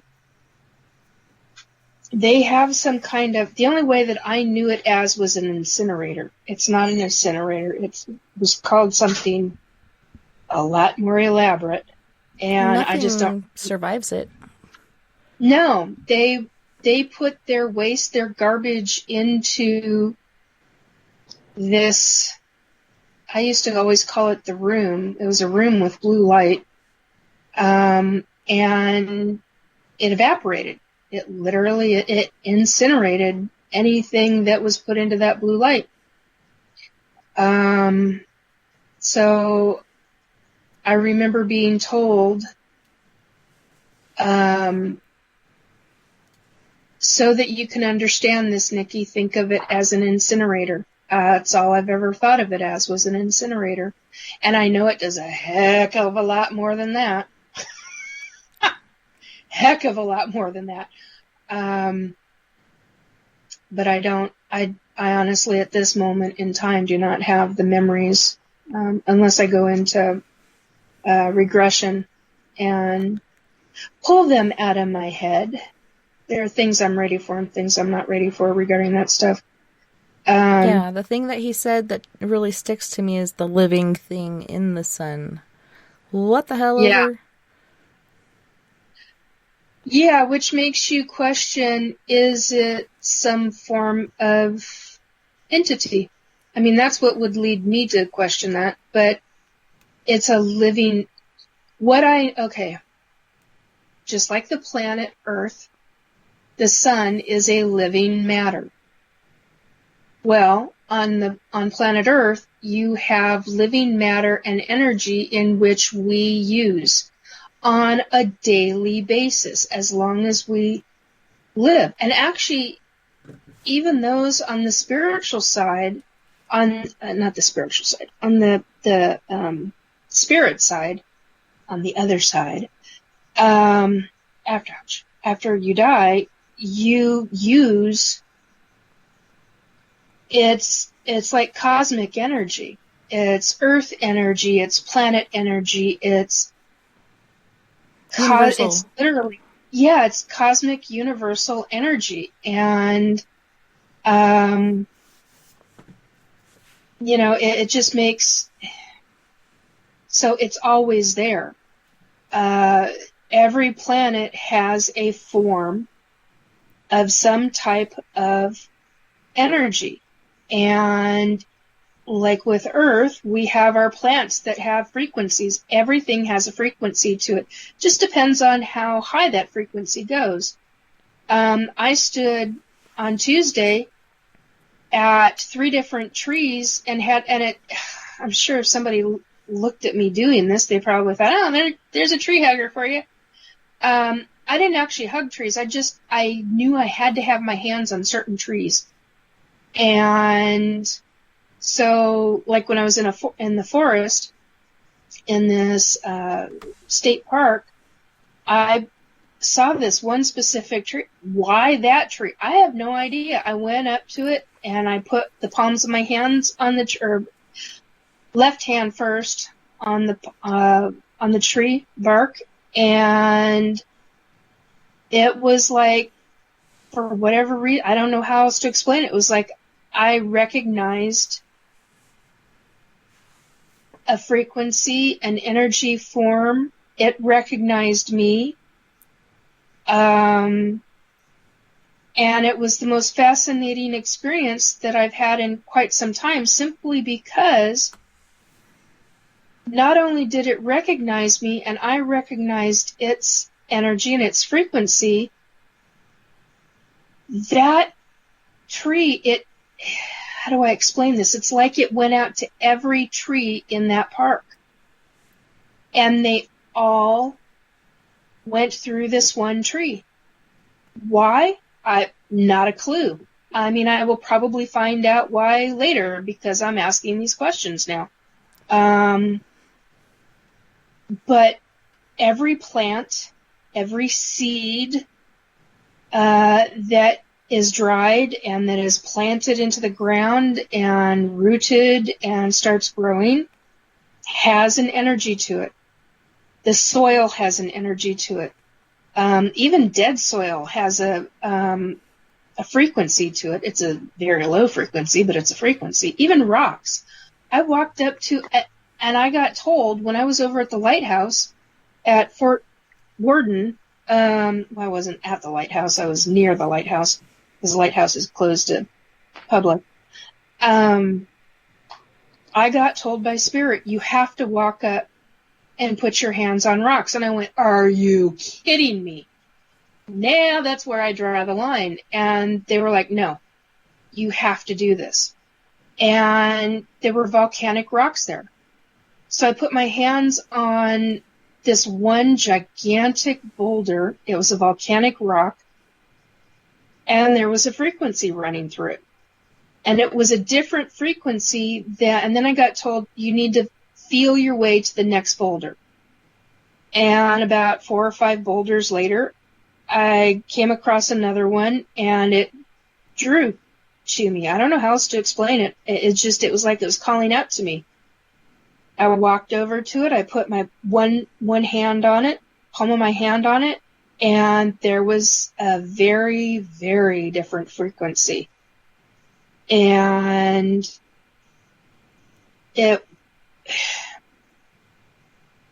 I can honestly say I've never done anything like that before. So my point is that there are frequencies, there's energy in every single planet in the universe. In every universe there ever is. There's a frequency, there's an energy.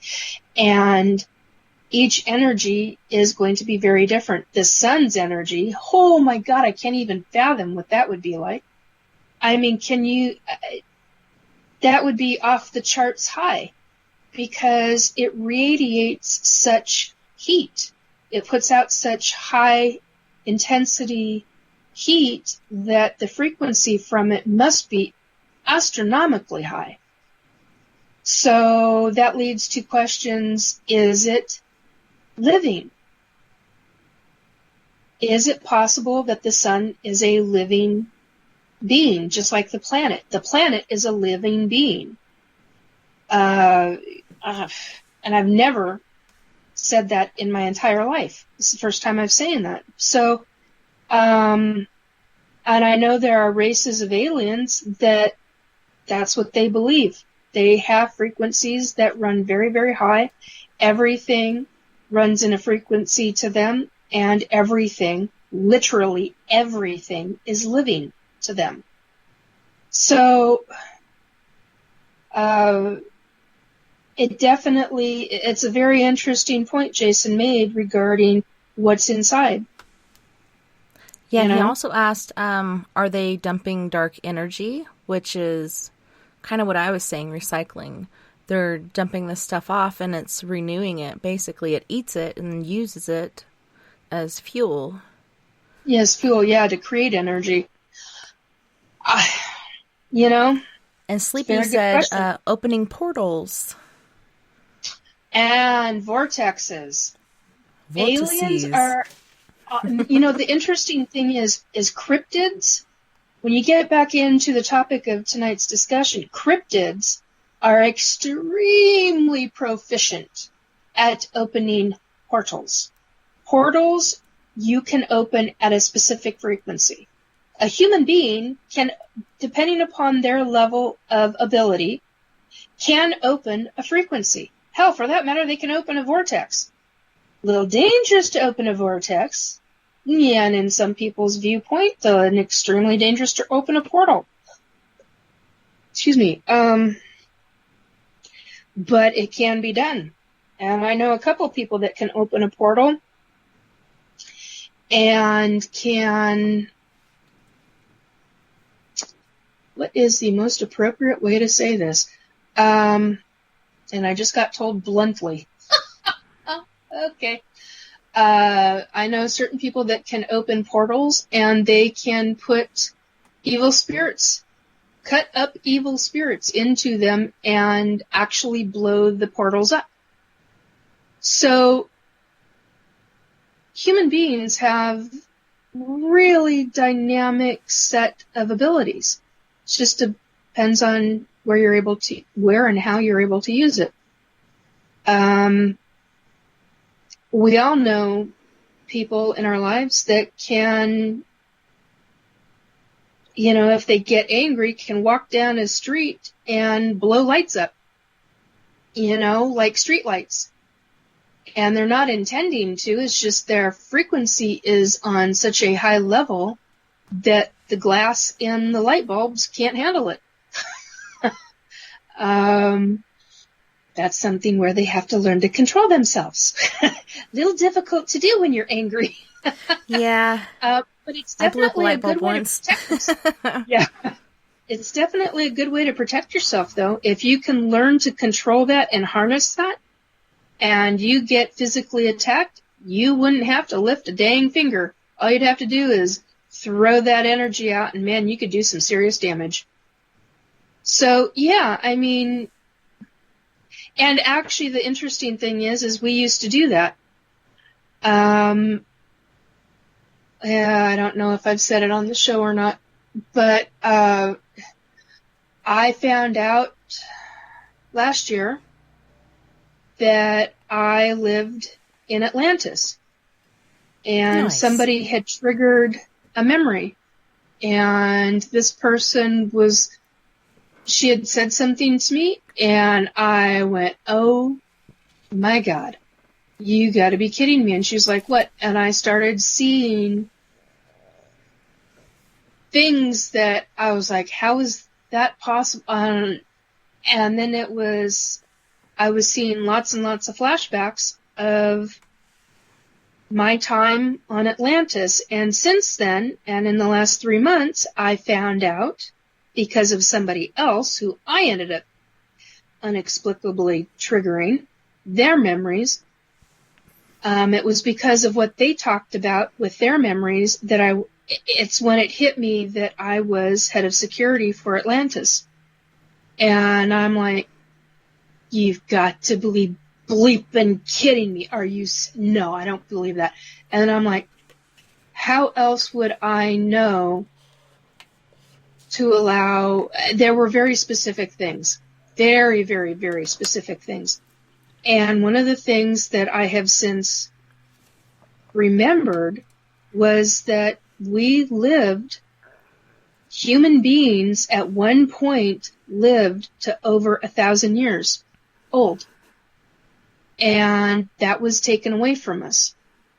How, why, I do not know. Rather, I should say, I do not remember. But I'm here to tell you, it sure has been a mind trip. You talk about cryptids and aliens, and they were part of our lifetime. And people knew about them. And I mean, look at India, and look at for God's sake, now why can't I think of the name of the country? There are different places in India and different places in Indonesia, Taiwan, and oh bloody hell, Nikki. New Guinea? I know my geography, too. Why can't I remember this at this second? Because I'm trying to do it off the spur of the moment. Anyway, there are different countries, different locations in different countries where they are etched into rock, where aliens in spacecraft are etched into rock. It's in Egyptian. It's Indian, it's, for that matter, Aztec. Tibetan, it's in Aztec, it's in Mayan, you look at all of these different ancient people, and they drew it, basically, they carved it into stone for all to remember. Well, hello, That's because cryptids and human beings and aliens were all part of each other in a very specific way. Most of us worked collectively together. Others definitely did not. But I find it interesting, and I would like to remember, why was the age factor taken from us to where we then only lived to 150 years, and then to 100 years, and then below 100 years? What was the significant change? What shifted, you know? Yeah. And Jason was asking, he's like, so where the heck was Atlantis? I know we were talking the other night, and I was like, this is where I think Eden was, but where do you think Atlantis was?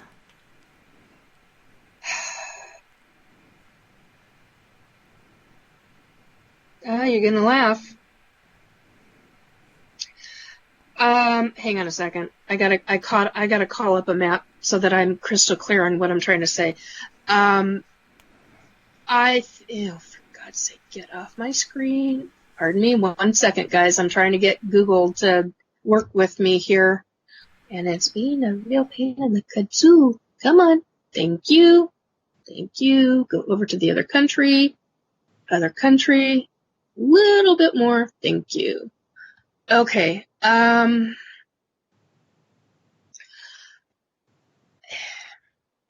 Is that the correct name of the sea? Okay, I don't think that's correct. Okay, I believe that it's off the coast of between Spain and Morocco, or what is that country? Yeah, Morocco. Yeah, that's right.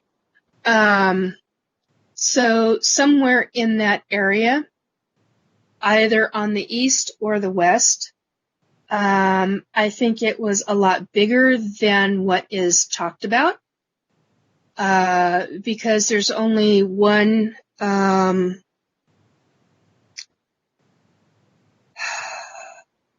There's only one description of it. Was it Plato? I believe. Was it Socrates? I think it was Plato that talked about it. Anyway, so I think it's somewhere in that general area. I do not have a distinctive memory of it. I mean, the exact location. I know that Atlantis worked with Egyptian pharaohs. That's actually talked about in Egyptian history. If you get out of organizations like the big name organizations and you start really digging into some research, you'll start finding that different sections of Egypt and different sections of, I want to say Iran, and different sections of Greek, even Romans. There were not trade embargoes. What the hell am I trying to say? Trading goods, buying goods from each other. Sandra asked, Strait of Gibraltar? Oh, I just had the map up. Hang on a minute. Strait of Gibraltar. Come on. Slide over, silly thing. Let's see. Straight would be...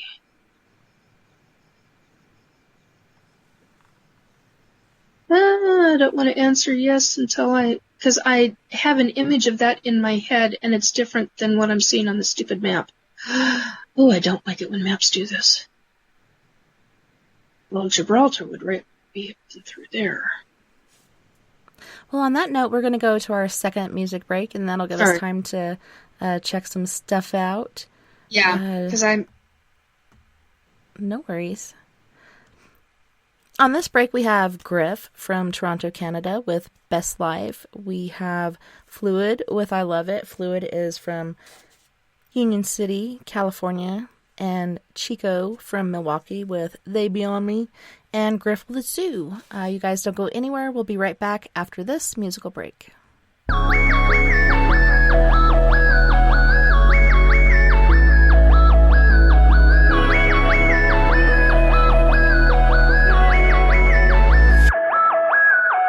I'm gonna live my best life. Don't care if my head ain't right. I'm gonna live my best life. Don't care if my head ain't right.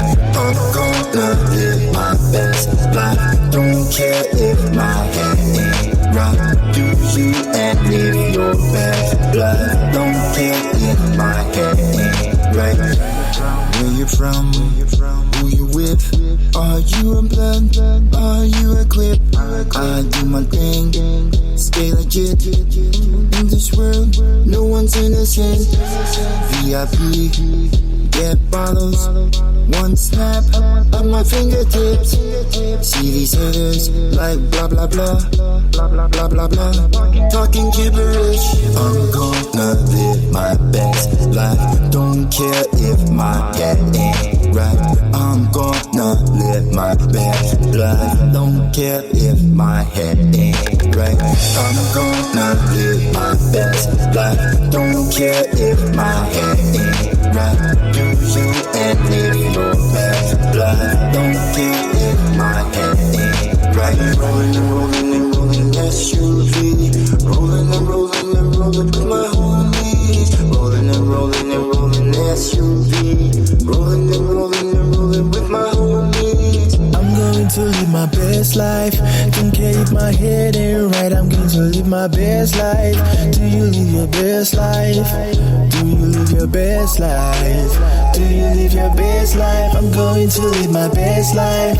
Don't care if my head ain't right. I'm going to live my best life. Do you live your best life?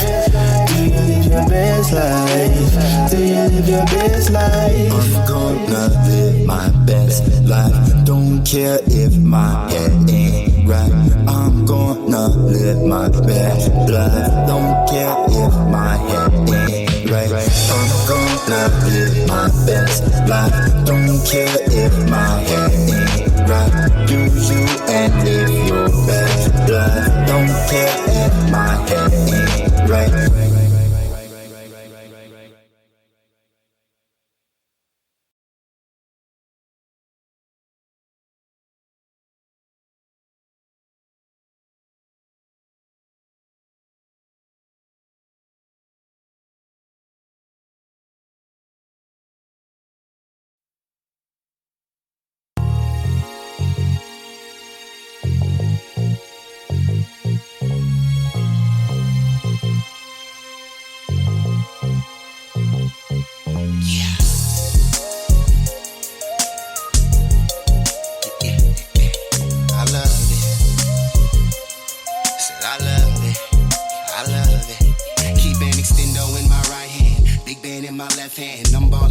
Buckets back to back like I was Stefan. Better yet, I'm Phil Jackson, so don't treat me like the next man. And I'm kind of a real big deal, so don't be out here second guessing. Anyway, I make my pay and live this California lifestyle. Sunshine, loud packs, and chicks that love to get wild.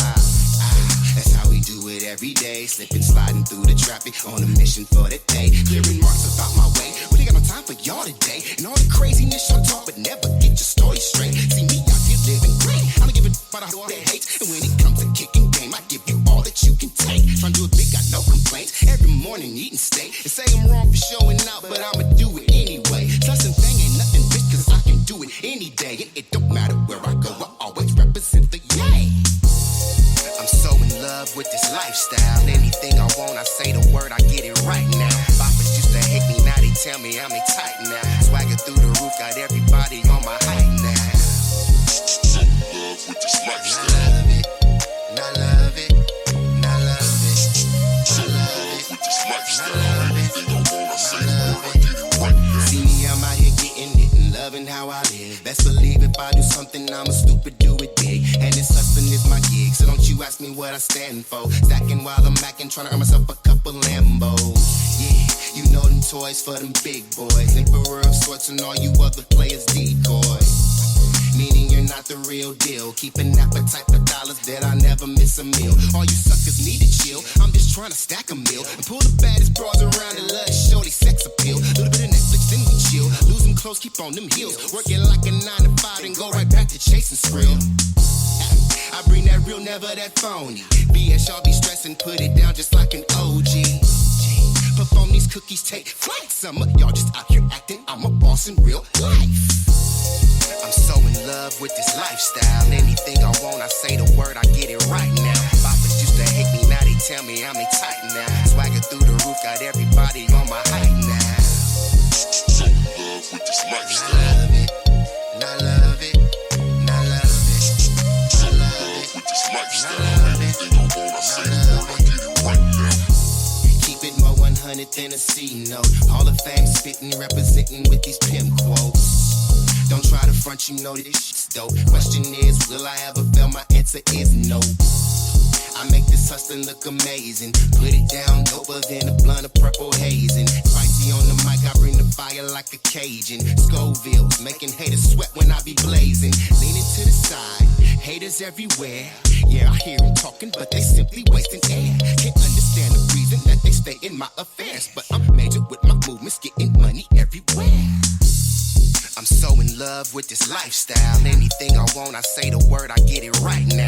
Boppers used to hate me, now they tell me I'm a tight now. Swagger through the roof, got everybody on my height now. So in love with this lifestyle. And I love it, and I love it, and I love it. So in love with this lifestyle. Anything I want, I say the word, I get it right now. So in love with this lifestyle.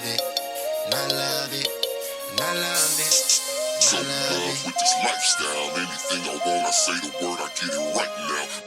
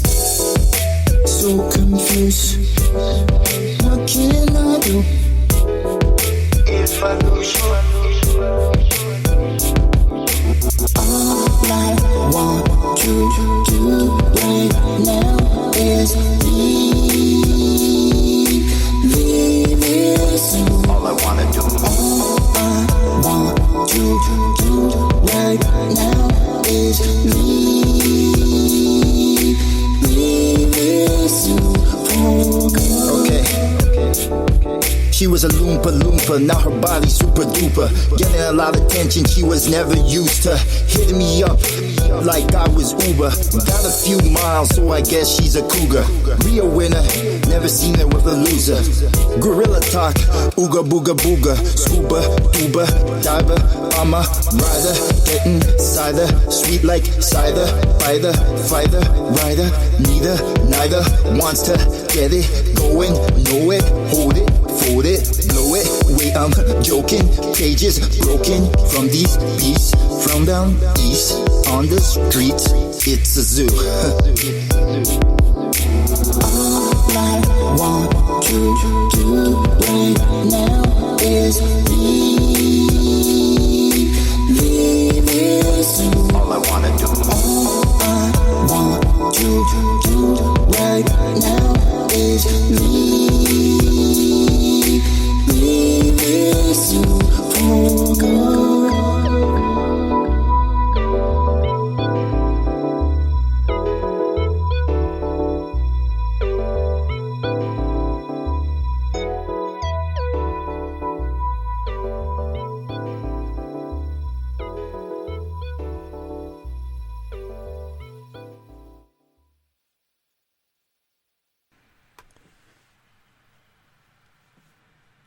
Welcome back, and thanks so much for joining us tonight on We Are Paradox Media's Paradox Crypto Forum.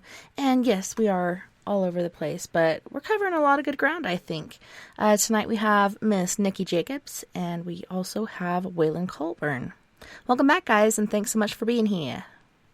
Hey, Tessa. Hello, how y'all doing? Good. So is there any topic or subject you'd like to talk about, Wayland? I feel like you've been left out a lot tonight, and I feel bad. Yeah, I do too, actually. I've been listening. I've been learning. No, I'm not left out. No, I just, I haven't found out anything new. I tried to contact my friend in Gulf Shores, just sort of, I don't know, I think he sort of let the Bigfoot thing go. I don't know why, and he didn't, I saw where he read I'd sent him a little, a message from another person, and he didn't answer that question, and I don't know, I think he's got down there living the high life and let the Bigfoot life go, I think.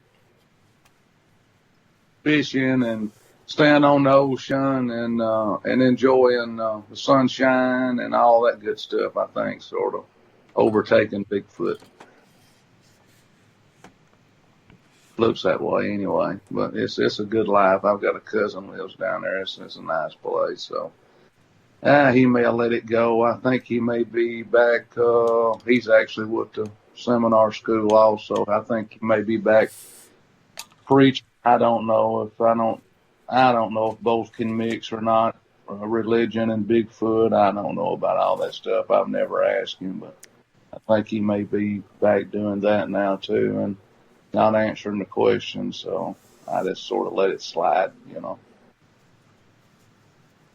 Maybe that like near-death experience, you know, kind of brought him back to God. So he's like taking a little break, and he might come back to it, but it might have just scared the holy shnikes out of him. And I don't know what he's doing. I mean, he's sort of, like I said, I know he didn't answer the question, and I didn't, you know, push it for it to be answered, and so I don't know what he's doing. I think he's just let it go. I think he's just enjoying life now and letting the big guys that's got the big money fight it out. Oh, excuse me, who's going to discover Bigfoot first? You know, I think Steve Isdall's book's out. It's on Amazon. I got it ordered. I hadn't received it yet.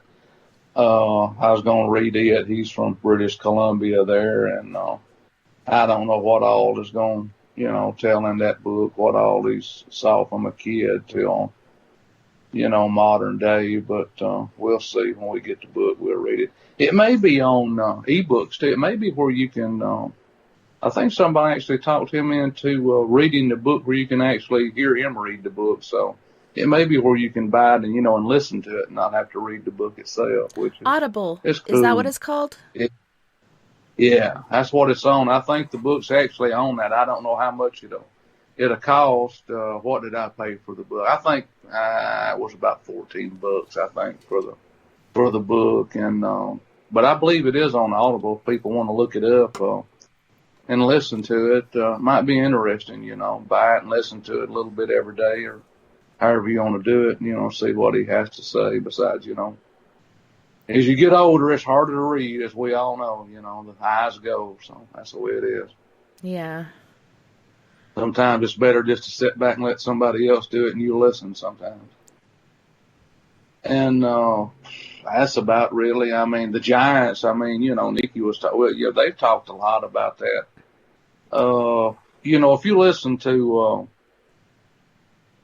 it's YouTube, Steve Quayle, you may know that name. I don't know. Have y'all ever heard of that name, Steve Quayle? Sounds familiar. Yes. Yeah. He's a big religious guy, and of course now he knows the Bible. Of course, he's a very, very intelligent man. Like the back of his hand. Yeah, he does. He can remember all that stuff. I don't know how he does it, but he does. And he talks about the giants, the Nephilim, and and the reading of the Bible, and going back to Andrew's question there. Yeah, they were here at one time. When God destroyed the earth, if you believe the Bible, with the flood, and then. Of course, they were back again after the flood, after the earth was destroyed. That's like Nikki was talking about. All these are, where did they go? They had to be destroyed by the water and then buried. Like, they were buried, and people are finding these, artifacts and these sites where they're digging these, big skeletons up and stuff. And I think the Smithsonian's probably flying down in there and taking all of that stuff and taking it down to the basement and hiding it out for some reason. I don't know why, but I guess they just think the American public or the people, or however you want to put it, don't deserve or don't need to know, or it's not going to affect them anyway if they know. I don't really know what's going through their head, because, there's a lot of questions you can ask, a lot of answers, We don't know. I don't think we're ever going to know. I really don't, I don't think so. It's been too long. Yeah, well, I think it's interesting, for me, I believe mythology is, another portion of truth, and Bible, and also different scripts that are found in different tombs, like they're all little puzzle pieces to put together the truth. And my husband looked at me really sad the other day, and he's like, our history is just one big fraud. Like, it's all, most of it is false, and none of it's real. And, it was just that sad look. Like, it reminded me of my son. He's like, it's not real. But, we've known that for years. They've been feeding us what they want us to believe and hoping we don't find out the truth. Most of them are called rebels, but, we are discovering that a lot of these things are just not true. Sugar-coated, if you want to call it, or, whoever writes the book, is able to maintain the truth. There's so much out there that people don't believe, like mythology. I believe at one time all of this stuff was true. I believe it's possible. How could it not be? There's so many different books and novels written on it. Mythology. This must be, the dream realm. I think it really was a part of our world. Atlantis. There's so many times that we've gone to a certain extent of knowledge and been erased. Just recently, satellites again discovered pyramids in China that they never knew existed. How could they, with that population, not know these pyramids existed? Like, they're sticking out right there. Maybe it was an earthquake or something that uncovered it, but all of a sudden, hey, check out these 2 pyramids we just found. So much stuff that is being revealed that we never knew, that was never written in history. Nah, it never will be. Water is the most... It is, by volume, it's the strongest force on the planet. There's no tornado, a typhoon's water, no hurricane, nothing is no more destructible than water is when it's by volume. Look at a tsunami, what a tsunami will do. So if the earth was destroyed by water, no telling how deep it was buried, no telling, and the earth was, probably totally reconstructed after the flood from what it was before the flood. So none of that stuff we know, and they don't know either. They don't know that either. They don't know what happened. I don't think so, and we'll just never know. We just have to roll with it and see. These archaeologists are after stuff all the time, and you never know what they'll run up on. They may find something that's real. It really twists his history around, but I believe though if they find it, it'll never be told to us. I don't think so. I doubt it. Very seriously. And they know the Bigfoots are out there too. I don't know where they came from, really. I don't know. You don't have a definite answer.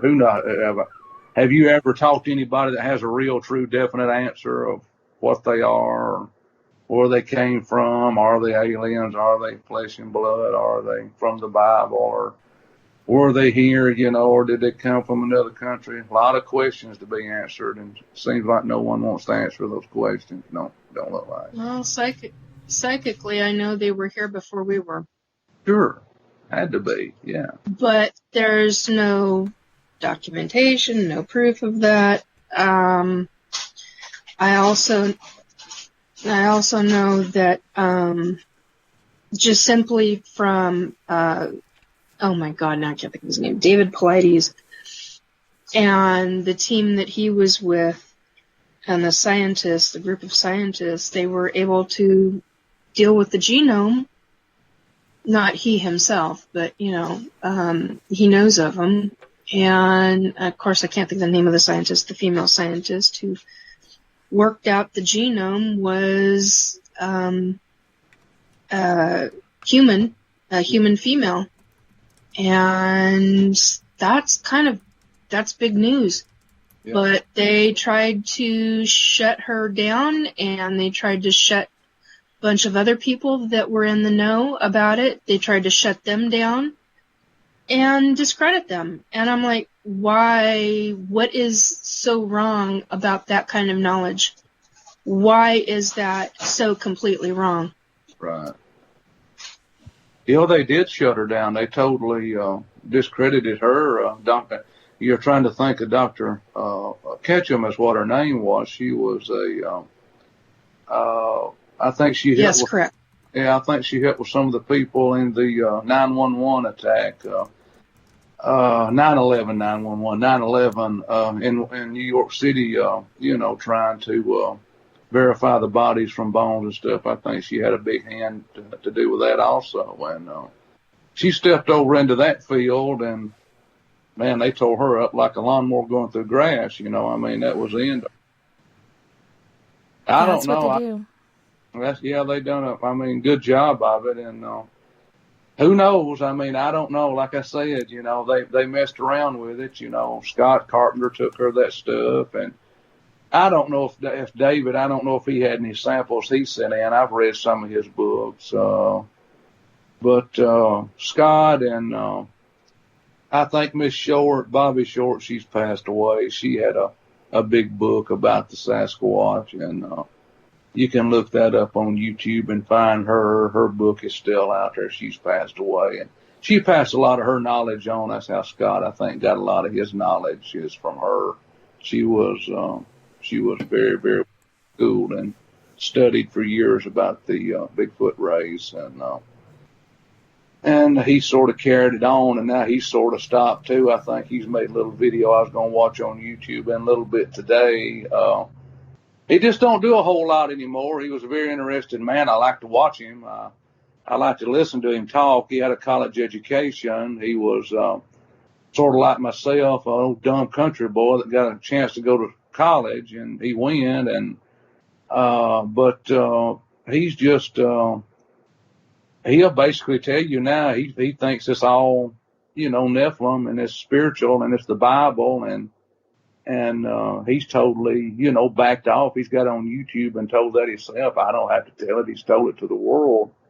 They follow you home. They, they deal you misery if you don't do this, if you don't do that. And it sort of maybe shook him up a little bit. And he sort of, had to revert back to putting a hedge of protection around his home, like Nikki talks about the way she does hers there. And, keeping the Sasquatches away from his house and the neighborhood he lives in. And so maybe that's, everybody has a different opinion. So, that's a lot to take in, when you really think about it, a lot of questions there, just a few little simple words, but a lot of answers to questions. I don't know if they're spiritual. I don't have any idea, but I sort of lean that way a little bit sometimes because of some of the experiences he's had. And if you have a chance to listen to him, take every chance you can to listen to him. He's a pretty smart guy. He sort of stepped away from it too, and he was big in it, real big with Dr. Ketchum. And he stepped away from it because he thought it was, bad because of the bad spirits and stuff. And of course, that's his belief, and you can't knock him for that because everybody has a right to believe what they want to, Yeah, I understand that. Should look in, if you want to get into other aspects of Sasquatch, look at Kelly and Kawani Leporitis. Not sure. I know how to spell it. I just never remember how to pronounce it properly. I apologize for dismantling your last name. But the two of them have quite a lot of information regarding Sasquatch and, telepathic communication. And it's fascinating information. It really is. Yeah, it is. It's a lot to take in for just one person, So many different beliefs, but I don't know. Like I said, I've never been face to face one. I've never been with them. I could have went. When my friend lived here about an hour from me here, he wasn't quite an hour, about 40 minutes. I could have went, to his place and went, but I don't know. Nothing just never struck me to go. So I've never, saw one, and I was having a buddy that was having little problems in the neighborhood. Now he's in the neighborhood also, and has his outside has two big lights on the front of the door on both sides, and on the door it goes out to the big deck on the outside of his house, also two lights. And a couple of times at 3 or 4 o'clock in the morning, he's getting a tick, tick, tick on his front door, on the metal door, and you know exactly what it sounds like when you take your finger like this, just your knuckle index finger, and go peck, peck, peck. A metal door has a distinct sound. Mm-hmm. And he's had it done to him here in the last maybe month, less than month probably. I'd say 3 weeks, twice between 2, 3 or 4 o'clock in the morning. And he's asked me about it, and I said, well, you're well lit. And Mr. Carpenter always said, it lives in Tennessee, there it does his stuff. That was one of his pet peeves, is to light the place up, light it up. They don't like light. They don't like the cameras. They don't like that red laser, whatever's in the cameras and stuff.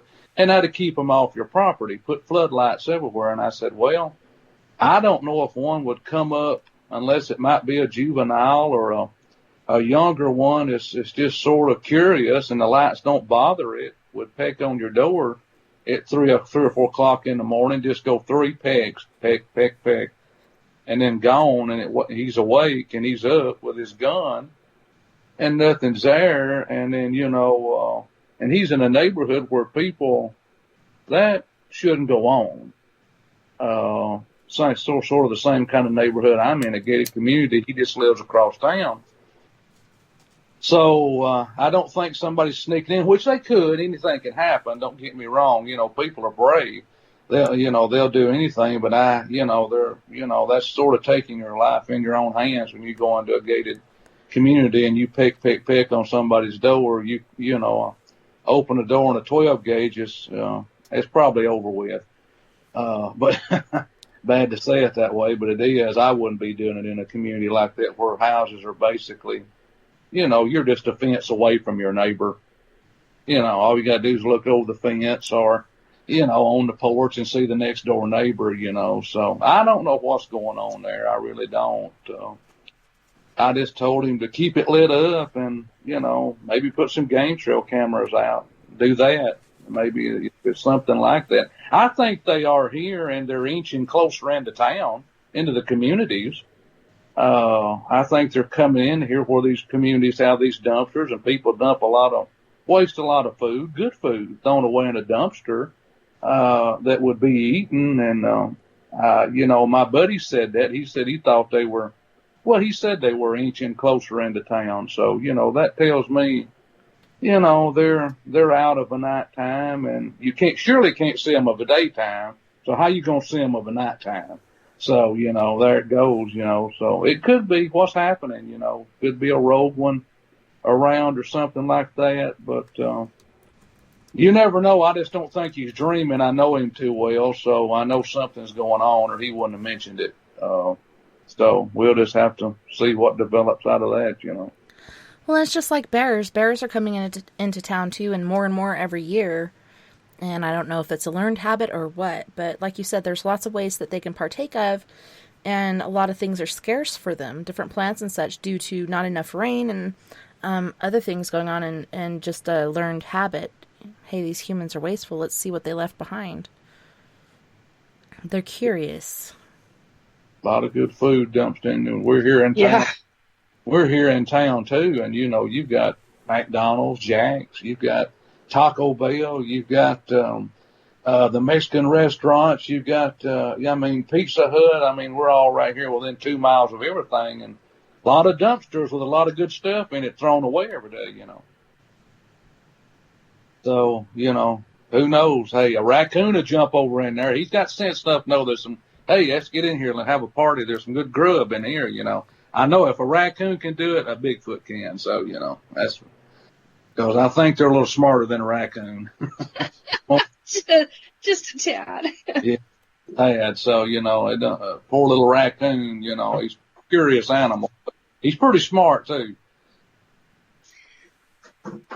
Yeah, what bothers me on that kind of stuff is that there was a gentleman on YouTube who he tells stories about Sasquatch and about different people he knows from multiple different states, and they send into him stories of what they've experienced.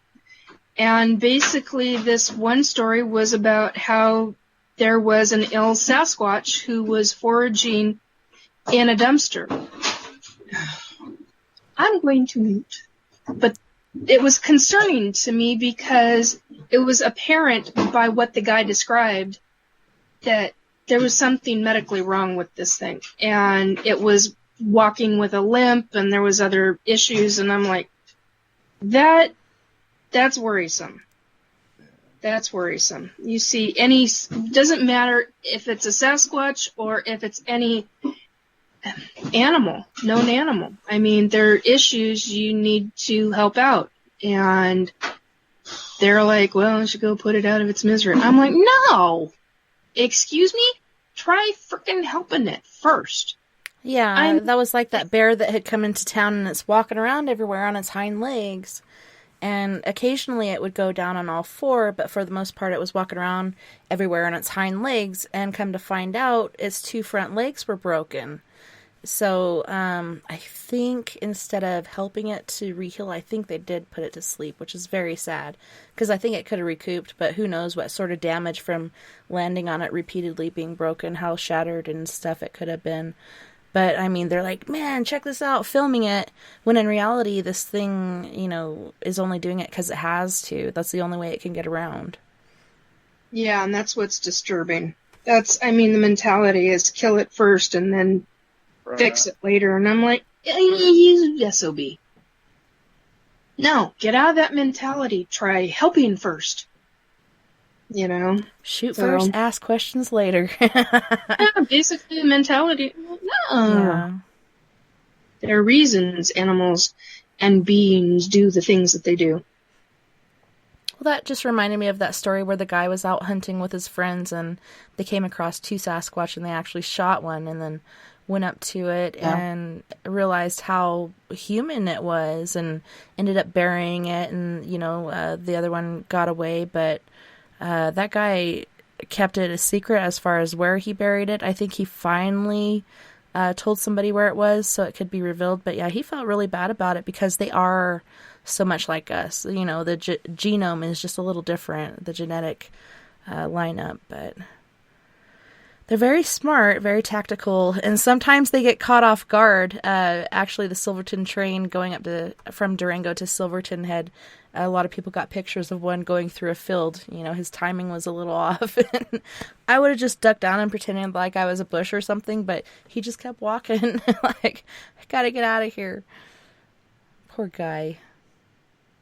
I know animals are having a hard time with us developing and such. Could you imagine what Bigfoot's going through? And, you know, possibly that's why they are coming into our community to you know, eat our trash and stuff, our slop, so to speak. Well, the word that I kept hearing when I was passing Port Gamble was deforestation.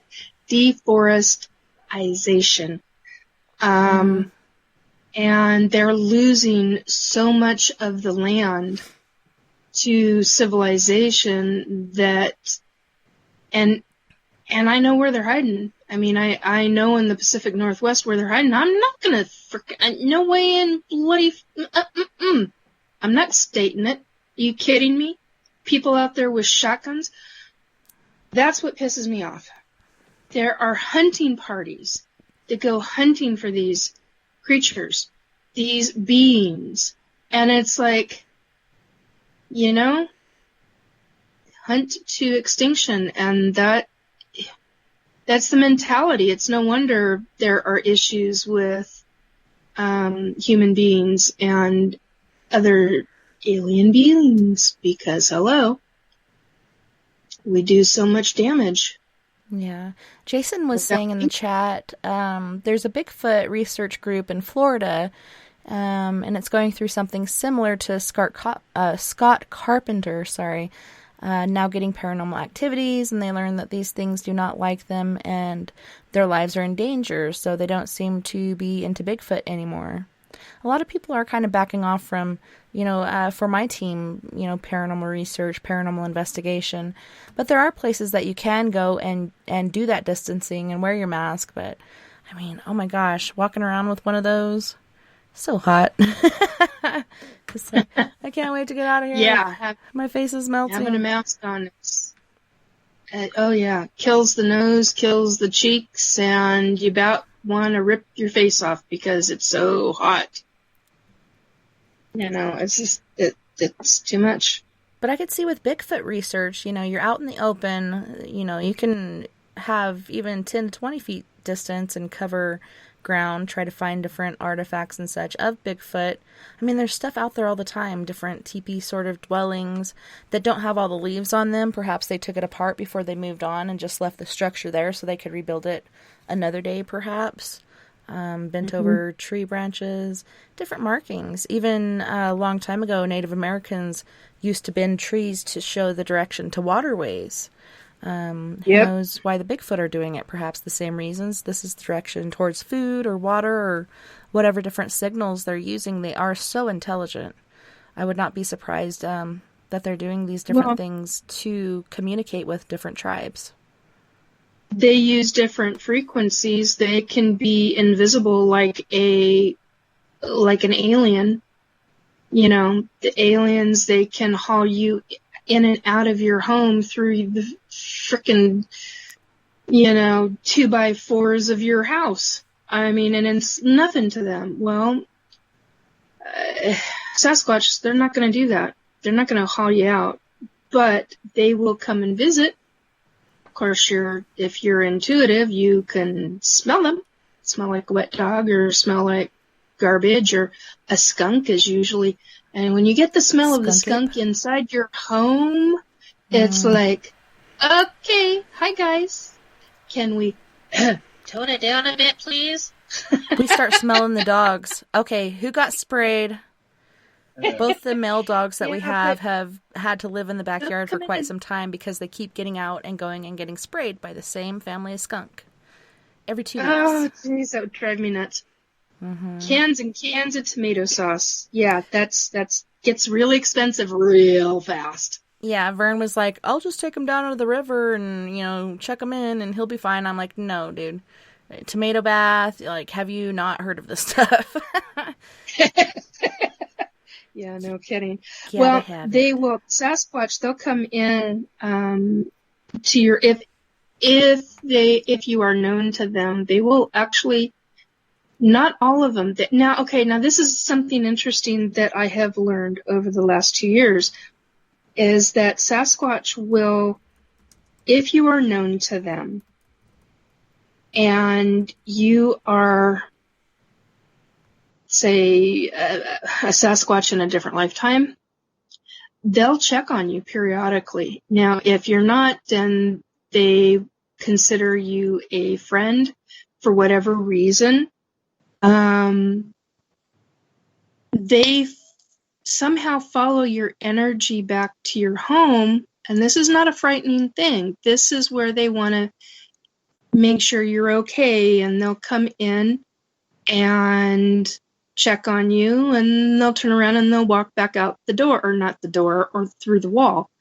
Because like I said, they have an ability to be able to, I just got told it's called phase shifting. It's a higher frequency than what we humans can do, unless you're hybrid, you can do it. I just got told that too. That's the first time I've ever heard that. Anyway, that's an interesting subject for a later conversation. Whoever gave me that information. I would like to talk about that. Yeah, no kidding. And so basically, they can check on you. Now, they don't take you out because they don't do what the aliens do, although the aliens will do it, and certain Sasquatch will be helping different races of aliens, which I really didn't believe was true, and then I found out for myself that yes, it really is true, and then I got really pissed off when I found that out, but that's beside the point. What I was going to say earlier was that Sasquatch, not all of them are taught how to phase shift. Now, I had assumed 2 years ago that they all knew how to do it. Why the hell would they be shot then? Well, no. Not all of them are taught how to phase shift. I find that absolutely phenomenal. I do know that they are a female matriarchal system, which is interesting because so were the Atlanteans. So the Navajo. So, yeah. And so I find that truly, truly fascinating information. The other thing is that there are the different species across the country. Not all of them are Sasquatch. They appear to be, but they are not. They are a completely different race. That blew me out of the water. When I found that out and made some realizations and started asking the other side, my spirit guides and different people on the other side that I knew, I was absolutely stunned to find out that yes, that is true. They are not the same race. They are where the Sasquatch are from here. They are from Earth. The other ones that are not, they are mean, nasty. They will rip you apart. They will eat you. They will Yeti? make you a meal. Yeah. And the other Sasquatch, they won't. I went looking not too long ago into R. Keith Andrews' alien book, Races of the Worlds, and was stunned because I had read it through a number of times, but you got so much going on, you don't really think about it, and then all of a sudden some of this information starts popping up and you're like, no, that's a bunch of bull. And then you see it in his book and you're like, I'm still having a hard time with this. And then you get told by the spirits on the other side that, yes, that's actually true. And you're like, seriously, I still am having a hard time with this. And they're like, get over it. That's real. That's truth. And I'm like, shit. So basically, get the net, live in the now. Exactly. So I don't know why I have such a hard time with certain things, but I do. And I learn and I grow and I process pretty quickly. But this one I had a really hard time with, and this specific race of what appears to look like a Sasquatch is not a Sasquatch. It's a race of alien, and they basically got dumped, is what I got told. And the funny thing is that that's pretty much what our Keith Andrews book talked about. This one specific. Is that you? Yeah. Is that you? So it's fascinating information when you start getting stuff from spirit guides, and then you start getting stuff from Sasquatch, and then you start getting stuff from aliens, and you're like, for God's sake, seriously, enough already. But I find it truly fascinating because this specific race, it hates humans, and you are its food. Whereas Sasquatch is not like that at all. They do protective warnings. They will try to warn you in whatever way they can. They don't want to. They don't want to have to kill you. They will if they absolutely have to. You know, hello, you're carrying a gun and you shoot at them, but they really don't want to. And I find certain things about all of this really fascinating, truly fascinating. But yes, they do work with certain species or certain races of aliens. That really pissed me off. But it's good information to know, you know? Mm-hmm. So when you hear of people telling stories about, oh my God, we saw him with a, round ship and little gray guys, and people are like, oh, you're full of BS. And no, they really might not be full of BS. They saw what they saw, and there are certain clans that will, and because that's what Sasquatch want to be called. I keep telling them family, and they're like, we call ourselves clans. And there are many different clans. You know and I'm how like, I feel about clans. I have a hard time with that one. But, that's like, okay, you want to be called clans, we'll call you clans. So, but what I get told is that there are many, many different many, many different clans, and they are all taught something different, and some are not taught much at all, other than survivability. And I'm like, why? Well, how humans do the same thing. And I'm like, yeah, I suppose we actually do. So, I don't know. I find it, like I said, I keep saying it. I find it really fascinating how all this stuff comes together and how it all plays out. Well, and it is intriguing, like how they're getting closer and closer, and they're trying to check us out. Yes.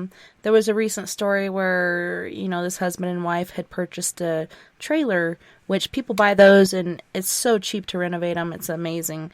But that's what they were doing. They were tearing it apart and putting it back together in certain places. And all of a sudden, I think the wife went out to get the screw gun or something. And all of a sudden she sees these eyes peering in through the window, and she starts screaming bloody murder. And then her husband runs in and sees it. And he's just looking through the window like a curious kid, checking out the scene. Like, what's all this noise about? You could imagine in a trailer, it's going to echo forever. It's kind of like a little boombox, but not only did he scare the humans, but the humans scared him, and he ended up taking off. But a lot of times these things aren't to be afraid of, but a lot of times, like, if you're in their territory, be aware, especially during mating season.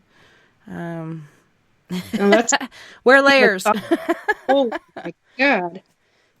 That's something you don't hear them talking about. I mean, I'm going to ask a dumb question, but all these guys, what is their mating season? What do they consider? Is it a certain time of year or certain? Not a clue. I haven't asked that. I that's one of those things where I start asking a question similar to that, and I start getting images put into my head. Instead of spring. I think it's fall. Right before you go to not hibernation mode, but hunker down mode. Time to help the baby bake. You never Bend over and take it. Sorry. Bend over. He's a nice guy. Sorry, Wayland, go ahead. No, I mean, that's something you never hear the guys talk about. I mean, you don't really hear that discussion a lot. Mm-mm. No. Right, you don't. No. So Yeah, I know. that's something you don't know, period. Well, that's why I'm saying fall, because a few stories that I can recall that people had recounted, they're wearing their sweatsuits and they're out walking in the forest and there's fall colors and it's a female and the Sasquatch is like basically stalking her and wanting to mate with this human chick because it is mating or rutting or whatever season they call it. So I'm thinking that's it instead of spring, like most of, animal kind. I think it's fall instead for some reason. Actually, that's just what I'm picking up on. That would make a bit more sense because they go into the higher mountains. They go into the higher elevations in wintertime. And I need to preface this because I'm being told that's not exactly right, Nikki. I'm like, okay, so what is exactly right? Well, what's exactly right is some of them go into the higher elevations. Others go into much lower elevations. So, like, there's an area further out between Cedar Woolley and I want to say Concrete, Washington, where the Sasquatch will come down from the mountains. But yet at the same time, because it's easier for them to hunt, it's easier for them that and it's somebody like they have different parties. It's like a tribe or a clan. Yeah. You have your hunters, gatherers, so on and so forth. Well, and some of the younger ones I know will steal chickens. I got told that by somebody in the know who has Sasquatch. Chickens, goats, sheep. Yep. They'll calves. Yep.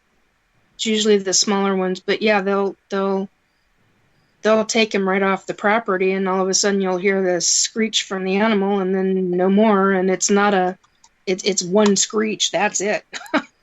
And that animal is gone, man.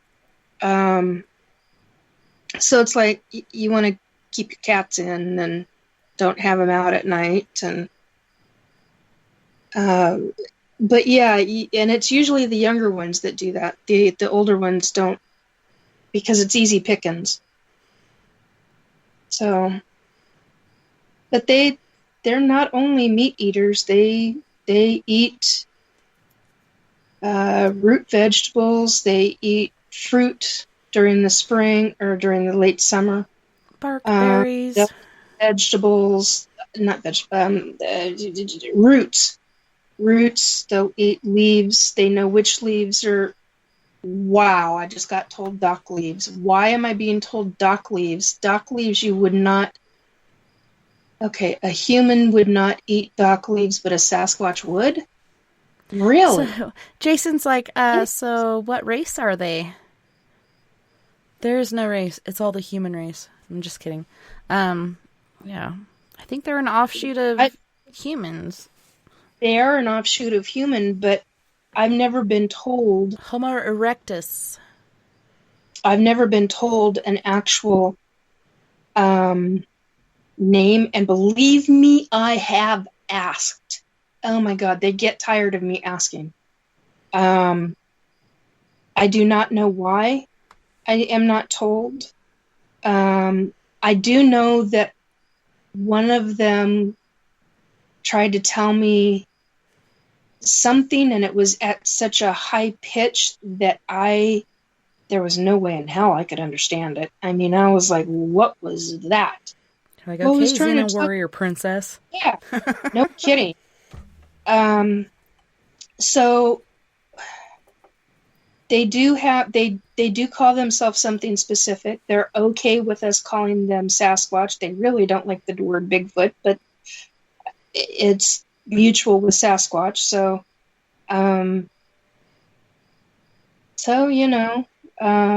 they tried to live life the best that they can. And I'm like, wow. And I'm being told they were not the biggest of the species. Wow, really? They were not the biggest of their species. Wow. You mean there was something bigger than you guys? I just got told much bigger. Wow. Well, yeah, Yeti is huge. And how are they aware of these different tribes? How are they aware of these different races? Because they're all in their own certain locale. How do they know about the larger ones? Skunk apes and such are smaller. They look orangutangish. There's different variations. It's insane to me. I just got told that they do what we call a round robin. They call out telepathically to other. It goes from one clan to another clan to another clan to another clan, and it's all telepathic. Interesting. I find that interesting. It's the first I've ever heard that. Wow. Fascinating. Learn something new every day. Indeed we do. Yep. Kind of important. Well, we are at the end of our time.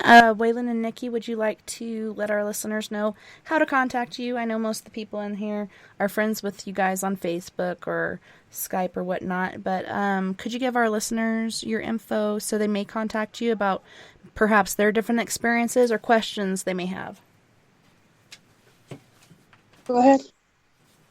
Oh, just on Skype here and Facebook. You can hit me on Skype if you want to do my Facebook. I'll be glad to.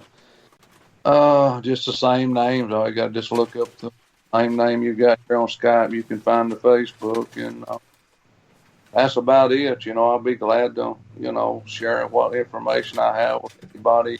I can. If they be happy to contact me anytime. And I am on Facebook as well. It's Nikki, Nikki .Jacobs, Jacobs .376 is how you can find me on Facebook. I don't remember what my Twitter handle is, to be quite honest. Otherwise, I'd give you that as well. And you can email me at theeclecticangel@yahoo.com. 3 words all. Are you still doing stuff with the UFO I-Team?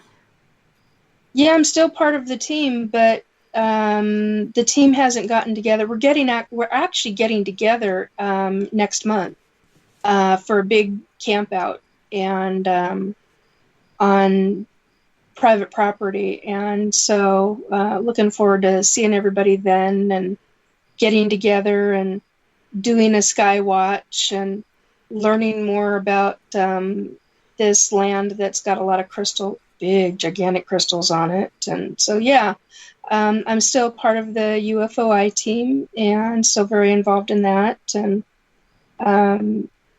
becoming more involved in Chris Garcia's group of psychics, and very involved in a lot of other avenues that are all starting to pop up again. So that time of year.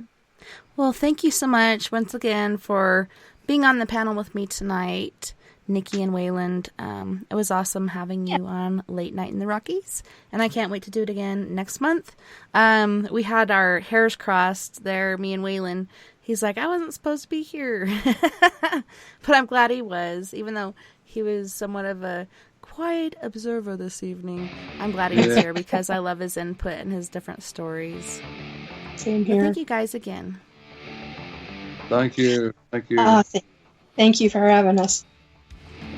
And thank you to all of our friends on We Are Paradox Media's Facebook, Spreaker, Twitter, Periscope, iHeartRadio, and wherever else you're listening beyond the Omniverse tonight. I had a wonderful time, and I can't wait to do it again next weekend because tomorrow is Father's Day. Happy Father's Day to you guys on Central Time, Eastern Time, and beyond. And to all your moms out there that are doing both jobs, happy Father's Day to you as well. Next weekend, we have the Paradox Paranormal Forum on Saturday, as well as Deathstalkers Paranormal on Sunday. You guys don't forget, we're all in this together. Together, we can make the world a little better, and together, my friends, we are Paradox Media. Because without you, there is no us. If you'd like to catch the Skype after party, look me up at tessa.n.thomas30 or give us a call at 1-970-335-9596, and most likely I won't be able to add you, but I will add you and call you back.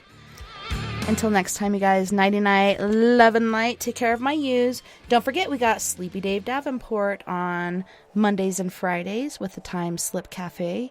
And I just wanted to thank our guests and volunteers and sponsors. We have Mr. Jim Morris. We have Mooney, a.k.a. Kevin McDougall. We have Mr. Del Elson, as well as Mia Savage. Thank you guys so much for being here and hanging out with us and being a part of our family.